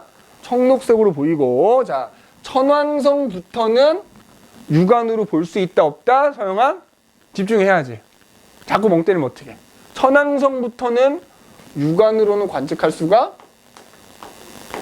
없습니다. 무조건 망원경을 사용해야지만 돼. 그러니까 바꿔 말하면 천왕성은 망원경을 이용해서 발견한 첫 번째 행성이 되는 거겠지. 그 다음에 천왕성에서 꼭 기억해야 되는 거, 행성이 청록색으로 보인다 하는 거 하고, 두 번째 뭐야? 자전축이 공전 궤도면과 거의 뭐한다? 나란하다. 요거 꼭 기억해야 되고, 자, 그래서 얘도 마찬가지로 뭐가 있다? 고리 가지고 있고요. 천왕성도 위성이 20개가 넘는다. 그지? 위성이 굉장히 많다. 그지? 많다라는 거 기억을 해두시고, 그 다음에 해왕성은 망원경을 사용해야지만 보이다. 관측 처음에는 발견을 못했대. 그러다가 이제 이 물리학적으로 계산을 통해 가지고 이쯤에는 무조건 해왕성이 있어야 되는데 해가지고 발견한 거야. 그래서 이제 천왕성 다음에 나오는 게 뭐다? 바로 해왕성 나온다. 해왕성, 그지? 여기 보면 천왕성 보면은, 자, 천왕성 골이 있으나 희미해서 잘 안 보이고요, 그지? 그 다음에 천왕성의 위성 중에서 미란다라고 하는 애가 있어. 미란다. 이것도 참고해 두시고, 자, 마지막으로 이제 해왕성 나온다. 자, 해왕성은 크기와 질량이 천왕성과 비슷하더라. 얘도 마찬가지로 수소와 헬륨으로 이루어져 있고요. 파란색 보입니다, 그지? 얘도 메테인 성분이 포함되어 있어. 자, 그 다음에 해왕성 하면 무조건 외워야 되는 거 하나 있지. 목성하고 비슷하게 대기가 소용돌이 치는 것 때문에 나타나는 거대한 검은 점, 흑점이라는 거 꼭 기억해야 돼. 왜 근데 흑점이야? 너무 멀어서 검은색으로 보이는 거야. 그래서 흑점이라고 하고요. 얘도 마찬가지로 희미하지만 고리가 있고, 뭐 요즘 연구 결과로는 고리가 점점 사라지고 있다는 뭐 얘기도 있는데, 고리가 있고 얘도 위성이 10개가 넘는 위성을 가지고 있다라는 거 기억해 두시면 되겠다. 여기 다 암기해야 되는 내용들이니까 이 정도 기억해 두시고, 자, 그래서 이제 넘어가시면 뭐 태양계 행성은 어떤 특징을 가지고 있을까 뭐 쭉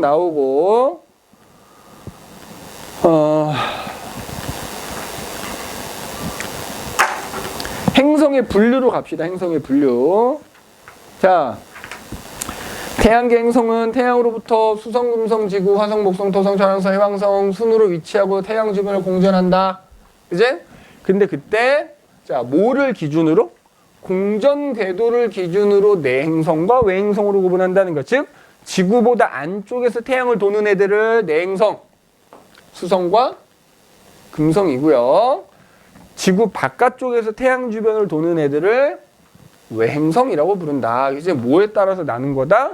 공전 궤도를 기준으로 지구보다 안쪽에서 태양을 도느냐 바깥쪽에서 태양을 도느냐를 가지고 내행성과 외행성으로 나눈다. 그제? 그러면 그 다음에 얘기가 나오는지 모르겠는데, 그제? 그거 말고 또 어떤 기준이 있을 수 있느냐, 그지? 어떤 기준이 있을 수 있느냐? 근데 그거 넘어가기 전에 이게 안 나오는 것 같으니까. 근데 내행성하고 외행성 나누잖아. 우리가 꼭 알아야 되는 게 있지. 이거 프린트해서 했는데. 내행성은 지구보다 안쪽에서 태양 주변을 돌기 때문에 내행성은 자, 지구 반대편에 올 수 있다, 없다? 반대편에 올 수 없어요. 그럼 지구, 정우야 이거 써놔야 돼. 지구 반대편에 올 수 없기 때문에 절대로 내행성은 한밤중에는 관측할 수가 절대로 없는 겁니다. 자, 여기서 한밤중이라고 보통 자정을 말하는 거야, 자정. 그래서 얘네들은 언제만 보인다? 해 뜨기 직전 새벽이나 해가 진 직후 초저녁에만 볼 수가 있어요. 그 선생님이 프린트 정리하면서 다 해줬지? 맞아? 그래서 새벽에는 어느 쪽 하늘에서? 동쪽 하늘에서 잠깐 볼 수 있고요. 이거 써놔야 돼. 초저녁에는 서쪽 하늘에서 잠깐 볼 수 있습니다. 물론 이제 수성보다는 금성이 조금 더 볼 수 있기는 해요. 한 3시간 정도. 금성은 3시간 정도, 수성은 1시간 반 정도 이렇게 최대 볼 수 있는 시간이 그렇게 되는데, 그래서 일단 뭐 그 정도까지는 안 나올 것 같고, 뭐 최대위가 이런 건 안 나올 것 같고, 설명은 하셨지만 안 나올 것 같고, 요 정도는 기억을 하고 있자. 그럼 반대로 외행성은 어때? 당연히 지구 바깥쪽에 있기 때문에 지구 반대편에 올 수 있겠지? 그러니까 외행성은 새벽에도 볼 수 있고 한밤중에도 볼 수 있는 겁니다. 있는 겁니다. 알겠니? 내행성만 기억하시면 돼. 그래서 내행성, 외행성을 이렇게 좀 정리해 두시고, 그 다음에 이제 또 태양계 행성을 뭐에 따라 봐봐. 또 다른 기준으로 나누는 게 있대. 뭐 가지고? 바로 물리적인 특성. 그 행성들이 갖고 있는 물리적 특성에 따라서 우리가 잘 알다시피 뭐와 뭘로 나누는 거야? 지구형 행성과 목성형 행성으로 나누는 거야. 그래서 자, 여기 교과서에 보면은 다음 페이지 보면 여기 보면 계속 나와 있잖아. 봐봐. 우리가 행성을 구분할 때 공전궤도 반지름에 따라서 내행성과 외행성으로 나누는 거고, 물리량, 물리적인 특성에 따라서 지구형과 목성형으로 나눈다. 그래서 여기 보면 그 다음 페이지 보면 이 표 나와 있지. 자, 별표 100만 개. 이거 시험에 나올 겁니다. 그지? 보통 어떻게 나오겠어? 이거 안 써놓고 A, B, C, D, E로 나오겠지. 그래서 딱 보면 A, B, C, D가 뭐 A가 예를 들어 무슨 행성인지 니네가 딱 특징을 보고 알 수 있어야 돼. 맞지? 그럼 보통 여기 이제 값이 반지름하고 질량 1인 게 지구일 테니까, 그지? 그래서 보면은 화성 같은 경우에는 반지름이 절반 정도 되니까, 그지? 그 다음에 목성은 아까 11배 된다 그랬지? 맞아? 그 다음에 토성 같은 경우에는 요 밀도 보고 찾을 수 있지. 밀도가 물보다 작다 그랬고, 그지? 그 봐봐. 아까 위성 되게 많다 그랬지? 얘 공식적인 것만 69개야. 사실 발견된 건 100개가 넘어. 근데 공식적인 것만 69개인 거고, 얘는 62개인 거고. 맞지?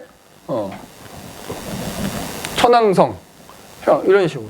그래서 이 표 자체가 나올 확률이 높다. 그래서 A, B, C, D 써놓고 문제에서는 뭐 예를 들어서 여기 C다 그러면 C 행성의 특징으로 옳은 거 골라라, 옳지 않은 거 뭐 이렇게 나올 수 있어. 꼭 기억해 두셔야 되고, 그 다음에 또 우리가 봐야 되는 게 이제 바로 요거야. 그래프로 나타냈을 때. 요 그래프. 자, 예를 들어서 지금 보면은 아래쪽에는 행성들 이름 써 있지. A, B, C, D, E로 나올 수 있어. 그 다음에 여기다가 반지름 해놓고, 그지? 그럼 얘가 압도적으로 크잖아. 그럼 예를 들어서 A, B, C, D, E 해놓고 이 행성의 특징이 뭐냐 이렇게 물어볼 수 있다. 그래서 여기 지금 교사용이기 때문에 지금 정답들이 나와 있잖아. 이런 그래프도 잘 보셔야 되고, 그 다음에 우리가 필수적으로 알아야 되는 게 뭐가 있지? 여기 이제 밑에 설명 나오네. 지구형과 목성형으로 나눈다. 그지? 그래서 지금 보면 지구형 행성은 질량과 반지름 작지만 밀도가 크고 표면이 단단한 암석으로 돼 있다. 수성을 제외한 나머지는 이산화탄소와 같은 기체로 이루어진 대기가 있고, 특히 지구 대기에는 질소와 산소가 풍부하다. 목성형은 지구형에 비해서 질량과 반지름 매우 크지만 평균 밀도가 작고 표면이 없다. 착륙 불가능. 그지? 그래서 모두 고리가 있고 많은 수의 위성을 거느리고 있다. 그래서 왜 우리 이런 그래프 했었지? 정우야 집중해. 이 가로축하고 세로축에다 물리량 써놓는 거에서 여기다 못 써놔. 예를 들어서 질량 또는 반지름 써놓고, 맞지? 여기다가는 예를 들어 밀도 이렇게 써놔. 그래서 여기 봐봐. 지구형 행성은 어때? 질량인 작고 밀도는 크지? 그러면 예를 들어서 여기에 해당되는 행성이 뭐다? 지구형 행성인 거고, 여기에 해당되는 애가 뭐다? 목성형이다. 그지? 뭐 이런 식으로 요 그래프, 아마 그래프가 나온다면 요게 나올 확률이 높겠지. 다만 내가 그때도 얘기했지만 요 가로축하고 세로축을 바꿔놓을 수도 있어. 그지? 그러니까 그거 잘 확인하고, 보통 여기 A, B로 나올 거 아니야. 그럼 A가 지구형인지 목성형인지를 잘 구분을 해서 풀어주셔야 됩니다. 알겠지? 자, 오케이. 이런 것도 좀 받으면 좋겠죠, 그지? 예를 들어서 아까 내행성, 외행성 구분하고 지구형과 목성형 구분했는데, 화성 같은 경우에는 어떻게 돼? 지구형이면서 유일하게 외행성이지. 수성과 금성은 지구형이면서 내행성인데, 화성만 지구형이면서 외행성이고, 또 나머지는 목성형이면서 외행성인 거지. 그치? 그래서 화성 특징도 좀 기억을 해두시고, 그 다음에 자 넘기시면 태양의 표면과 대기 그래서 나온다. 그치? 자 봐봐. 우리 눈에 보이는 태양을 봤을 때 그 보이는 태양의 표면을 뭐라 불러? 광구라고 하는데, 그 표면을 보게 되면 크게 두 가지가 보인다. 쌀알문이라는 것과 흑점이라는 게 보인다. 자, 지금 요 그림 보면 요거죠. 얘네들. 요게 다 쌀알문이야, 쌀알문이. 그럼 마치 바닥에 쌀알을 뿌려 놓은 것처럼 보인다 해서 쌀알문이고, 쌀알문이 중간중간에 이렇게 검은색으로 보이는 커다란 점처럼 보이는 게 이게 흑점이야. 자, 얘도 마리조아 점이지. 실제 크기는 지구보다 훨씬 크다 그랬지? 큰 것도 있어. 지구보다 큰 것도 있단 말이야. 자, 그러면 쌀알무늬는 그래서 뭐 때문에? 쌀알 뿌려놓은 것처럼 보이는 뭐 때문에? 그 표면 바로 아래에서는 무슨 현상 때문에?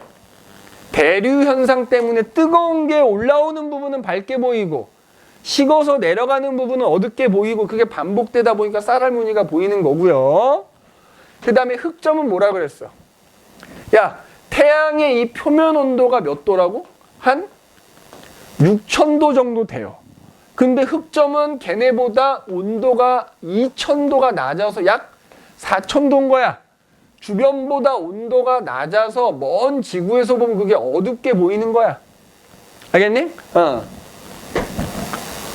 그래서 크기와 모양이 다양하고 수명도 뭐 며칠에서 몇 개월 뭐 이렇게 다양하다. 그런데 그 흑점을 관찰해 보면은 위치가 계속 변하더라는 거. 위치가 맞지? 위치가 변한대. 자, 여기 봐봐. 흑점은 너희가 태양을 정면으로 받아봤을 때 어디서 어딜로, 여러 날 동안 관찰해 보면 어디서 어딜로 움직여? 동에서 서야. 그러면 흑점이 움직이는 이유는 뭐 때문이라고? 태양이 자전. 그럼 태양의 자전 방향은? 조심해야 돼. 반대로 뭐다? 태양이 자전하기 때문인데, 태양이 자전하는 방향은 서에서 동으로 흑점이 이동하는 방향과 반대야. 꼭 기억하셔야 돼요. 알겠지? 반대야.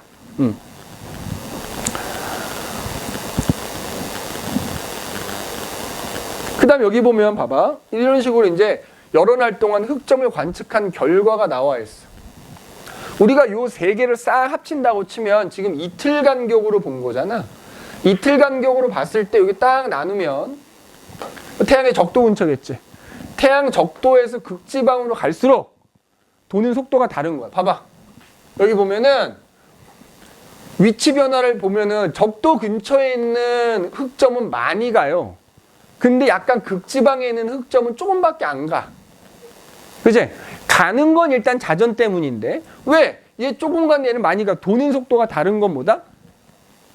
자, 여기 보면은 태양의 자전 주기가 위도에 따라 다르다. 그 얘기는 뭐다? 따로따로 움직인다. 그지? 그래서 그걸 통해서 태양이 고체가 아니다. 라는 거를 알 수가 있는 거고. 자, 봐봐. 그러면 고위도로 갈수록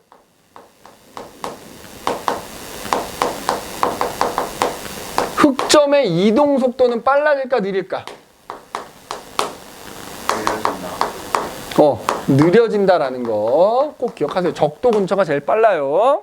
느려집니다. 이동 속도가. 고위도로 갈수록 흑점의 이동 속도 느려진다라는 것도 좀 써두시고요. 알겠니? 써두시고. 자, 표면인 거고. 자, 그 다음에 보시면 태양의 대기. 일단 태양의 대기는 언제 우리가 볼 수 있다? 개기일식 때. 태양의 대기 누구하고 누구? 채층과 코로나야. 채층과 코로나. 그치? 그럼 선생님 플레어는 뭐고 홍염은 그거는 대기가 아니라 대기에서 일어나는 현상인 거야. 알겠지? 자, 그래서 여기 보면 언제 볼 수 있대? 개기일식 때만 그걸 볼 수가 있더라. 그래서 채층은 붉은색으로 보이는 얇은 대기층으로 광구보다는 온도가 높다. 그다음에 코로나는 약간 흰색에 가깝게 보이는 진주빛으로 보이는 가장 바깥쪽으로 온도가 수백만 도까지 높아진다. 근데 코로나는 흑점수가 많으면 그게 더 커지고 밝아지고 흑점수가 적으면 그 크기가 좀 작아진다. 그래서 흑점의 개수는 많아졌다 적어졌다 한다 그랬지? 몇 년을 주기로? 약 11년을 주기로. 그지? 그 다음에 흑점 부분에서는 강력하게 폭발이 일어나는 플레어. 그러니까 뭔가 흑점에서 뿜어져 나오는 거야. 그 뿜어져 나오는 게 우주 공간으로 퍼져나가서 지구까지 오거든? 그걸 뭐라고 하냐면 태양풍이라고 부르는 거야. 태양풍. 진짜 바람은 아니고 그냥 바람 풍자를 붙여온 거야. 이름을. 그래서 그 흑점에서 뭔가가 잔뜩 뿜어져 나와서 마치 바람처럼 이렇게 지구까지 쫙 온다 그래가지고 태양풍이라는 이름을 붙인 거고요. 그 다음에 홍염은 이제 뭐야? 가스. 폭발이야, 가스. 그러니까 쉽게 말하면 불기둥이 뿜어져 올라오는 거라고 생각하면 되겠지. 이제 그래서 그 다음에 여기 보면 채층 같은 경우에는 자 뭐라고 써져 있어? 태양 대기의 가장 아랫부분인데 여기 잘 안 보이지만 개기일식이 뭐 할 때? 시작되거나 끝날 때 잠깐 볼 수 있다. 개기일식 내내 물론 개기일식이 짧기도 하지만 내내 보이는 건 아니고 코로나는 완전히 개기일식이 일어나면 이제 쫙 보이겠지. 코로나는 그지? 코로나 이거 보면 되죠. 그지? 크기가 근데 변한다. 그 다음에 여기 밑에 지금 그림 나와 있지만 플레어. 여기 보면은 내부에서 많은 에너지가 방출이 돼서 그게 지구까지 뿜어져 오는 겁니다. 태양풍이라 그랬고. 그래서 당연히 흑점이 많으면 플레어도 많은 거지. 흑점이 많이 보인다는 건 태양 활동이 그만큼 활발하다는 뜻인 거야. 자, 그 다음에 보면 홍염의 온도는 누구보다는 높다? 표면이나 채층보다는 높고 코로나보다는 낮다. 그럼 온도가 제일 높은 게 어디다? 코로나란 얘기지, 그지? 코로나가 온도가 제일 높다. 이렇게 봐주시면 되겠더라.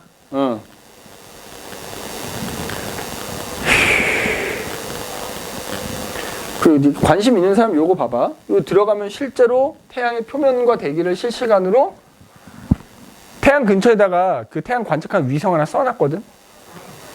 그래서 걔가 계속 사진 찍어서 보내고 있기 때문에 실시간으로 확인할 수 있대. 나도 한번 들어가 볼 예정이야. 그래서 옛날에 많이 들어가고 막 나사 홈페이지도 들어가 보고 허블 우주망원경 사이트도 막 들어가서 그 행성들 사진 막 찾아보고 막 이랬었는데 요즘에는 안 했는데 한번 들어가 봐야 되겠네. 여기도 한번 들어가 보시고. 자, 그 다음에 태양 활동이 지구에 미치는 영향. 그래서 아까 나왔듯이 태양은 활발하게 활동할 때도 있고 조용하게 활동할 때도 있다. 그거에 따라서 뭐가 달라져? 흑점의 개수가 달라지는 거야. 그래서 흑점이 많이 보이면 태양 활동이 활발한 거고 흑점이 좀 적게 보이면 태양 활동이 조용한 거다 이렇게 생각하면 되겠지. 그래서 태양 활동이 활발한 시기에 흑점수가 많아져서 가장 많이 보일 때 우리가 극대기라고 불러. 극대기. 그래서 그때는 홍염이나 플레어가 자주 발생한다. 이때는 코로나도 크기가 커진다. 그 다음에 아까 얘기했듯이 그 플레어가 태양풍을 뿜어내는 건데 그게 평상시보다 강해진다. 그지? 따라서 흑점의 수를 관측하면 활발한 시기를 예측할 수 있는데 보니까 약 몇 년을 주기로 11년을 주기로 많아졌다 적어졌다 하는 걸 반복하더라라는 경향성을 찾아낸 겁니다. 그래서 그 활동이 활발한 시기에 태양은 평소보다 많은 양의 에너지와 물질을 우주 공간으로 방출하는데 그 중에 일부가 지구까지 온다. 지구에서는 그런 에너지와 물질의 영향을 받는다. 그래서 지구에선 그러면 어떤 현상이 일어나느냐?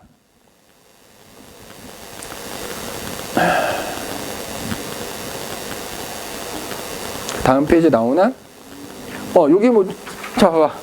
여기 지금 사실 핵심적으로 써져 있는 거야. 지구에서 어떤 현상이 나타나냐면 자기 폭풍이라는 게 나타나고요.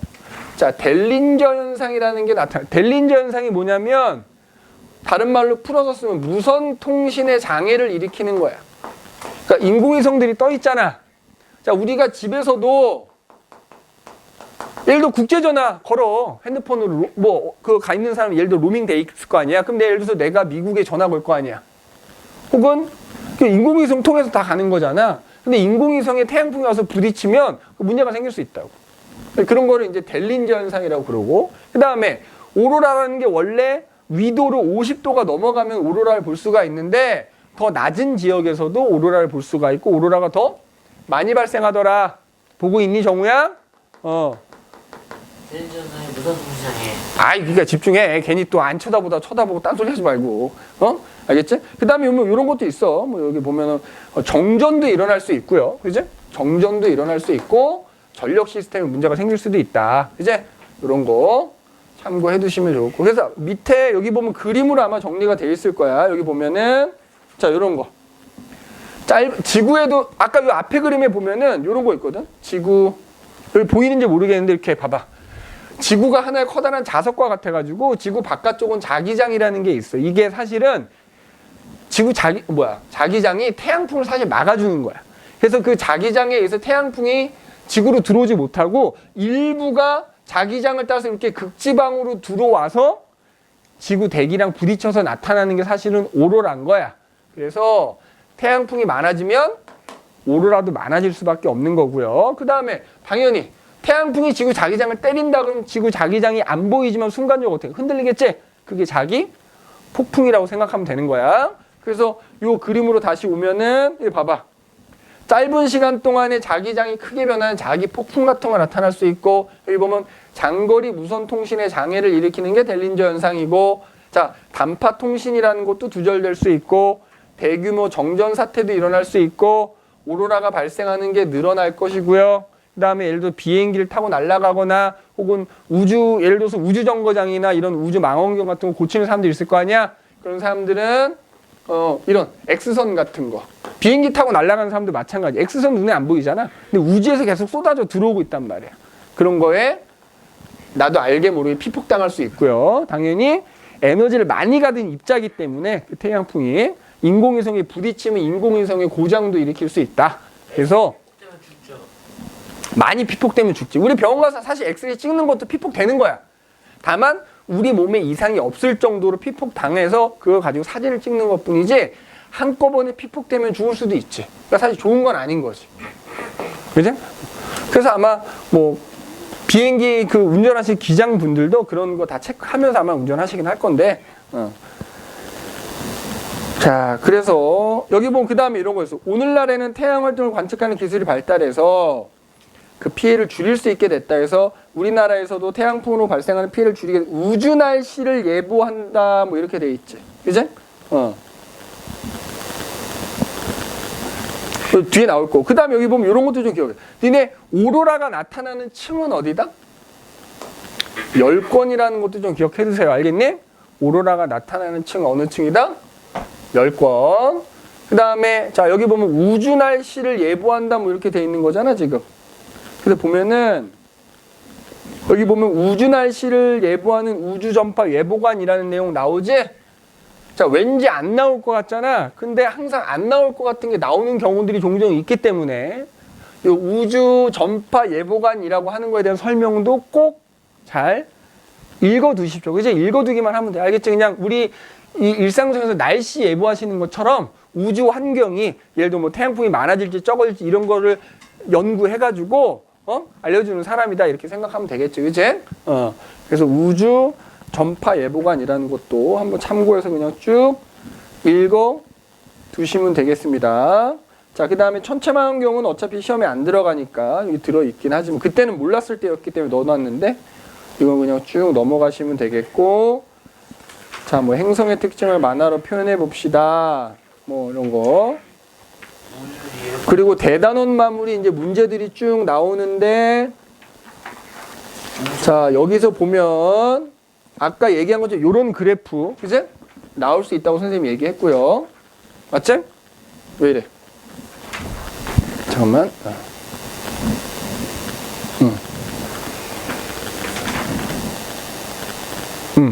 나올 수 있다고 얘기를 했고 그다음에 8번 문제 같은 거. 자, 요거 아까 얘기했죠. 이게 대략 몇 년이라고? 가장 많이 보일 때가 극대기고 가장 적게 보일 때가 극소기거든. 흑점의 개수가. 그래서 요거 약 11년 주기라는 것도 참고해 두시면 되고 요 그래프도 잘 나오는 거야. 흑점하고 관련돼서. 자, 그리고 요거 12번 문제 발표. 요거 중요하거든. 니네 이제 그 기출문제 풀어보면 알겠지만 우리가 앞서 지구에서 달을 볼 때 어떤 모양으로 보일지 얘기했잖아. 이거 반대로 뒤집은 거야. 야, 너희가 달에 간 거야. 지구 주변을 빙글빙글 달에서 지구를 보면 어떻게 보이겠냐 이거야. 자, 그럼 잘 봐. 지구가 있고 오늘 이거 마지막으로 합시다. 지구가 있고 지금 달이 그러니까 반대인 거야. 우리가 공부한 건 지구에서 달을 봤을 때 모습이 어떤 모양으로 변하는가를 본 거라면 이번엔 반대로 달에서 지구를 보면 자, 태양이 이쪽에서 비치고 있어. 그럼 일단 모양 따질 때는 선생님이 뭐라 그랬어? 햇빛이 비추는 절반을 칠하라 그랬지. 자, 그러면 내가 여기 서 있어. 자, 달에서 그다음에 여기, 그럼 우리 이제 달의 모양 순서대로 한번 따져. 달의 모양이 사귈 때는 여기일 거 아니야. 여기 사귀잖아. 태양이 이쪽에 있으니까. 자, 달의 모양이 예를 들어 사귄 지점에 있을 때 내가 지구 보면 어떻게 보이겠어? 완전히 막. 그렇지. 달의 모양이 사귈 때는 자, 달의 모양이 사귈 때는 달에서 지구를 보면 이제 무슨 모양으로 보여? 망으로 보이지. 그 다음에 삭다음에 우리 뭐가 되지? 이 달이 여기 올 거 아니야, 그지? 지구에서 본 달은 상현일 거 아니야, 상현달. 맞지? 상현달로 보이는 달에서 내가 지구를 보면 요렇게 보게 되는 거잖아. 바라봤을 때 왼쪽 절반이 보이거든, 지구가. 그러니까 하얀 달 모양의 지구가 보이겠지. 맞지? 그 다음에 망이 될 거 아니야? 지구에서 봤을 때 망일 때, 보름달일 때 달에서 지구를 보는 거지. 그럼 뭐가 돼? 이렇게 볼 거 아니야, 지구를. 그지? 햇빛이 안 비치는 뒷부분을 보고 있는 거 아니야? 뭐가 돼? 사기 되네? 그 다음에 자, 달이 여기 왔어. 무슨 달이야? 지구에서 달을 보면 하얀 달인데. 맞지? 하얀 달인데 그 달에서 지구를 보면은 이렇게 바라보게 되고요. 바라봤을 때 정면에서 절반, 오른쪽 절반만 보이게 되겠지? 그러니까 무슨 달? 그지? 그리고 다시 사기 되겠지. 자, 선생님이 굳이 써준 이유가 있네. 써준 이유가 뭐겠어? 지구에서 달을 볼 때와 달에서 지구를 볼 때 모양이 서로 정확히 반대지? 반대지? 니네 나중에 기출문제 봐봐. 기출문제 이거 나왔었어. 올해도 나올 가능성이 높아. 이거 12번. 알겠어? 별표 해놔. 우리가 통상적으로 지구에서 달을 볼 때 모양이 어떻게 변하는지만 따지잖아. 근데 뭘 꼭 기억해야 된다? 그렇게 돌고 있는 달에서 지구를 보면 모양이 어떤 순서로 변해갈지. 꼭 기억하셔야 됩니다. 알겠니? 꼭 기억하셔야 돼. 자, 그래서 우리가 달의 운동, 지구과학 파트 한번 쭉 정리를 해봤고요. 그 다음에 뭐 나머지는 볼 건 없을 것 같고, 자, 나머지는 우리 집보 때 와서 또 중요한 것만 간략하게 보고 마무리를 할 거고, 화요일날 4시 반까지 학교 끝나자마자 이쪽으로 그대로 오시면 됩니다. 알겠지? 그리고 오늘 갈 때 프린트를 주긴 할 텐데 너희는 시간이 없어서 뭐 못 풀 수도 있긴 할 텐데, 일단 전 범위 선생님이 그동안 나눠줄 거랑 좀 다른 그냥 시중 체크한 문제집이야. 그 문제집에 있는 파트 뽑아서 줬으니까 자기가 다 풀 시간이 없으면 자기 좀 제일 어려운 파트를 골라서 좀 풀 수 있도록 해주세요. 알겠지? 오늘 여기까지 하도록 합시다.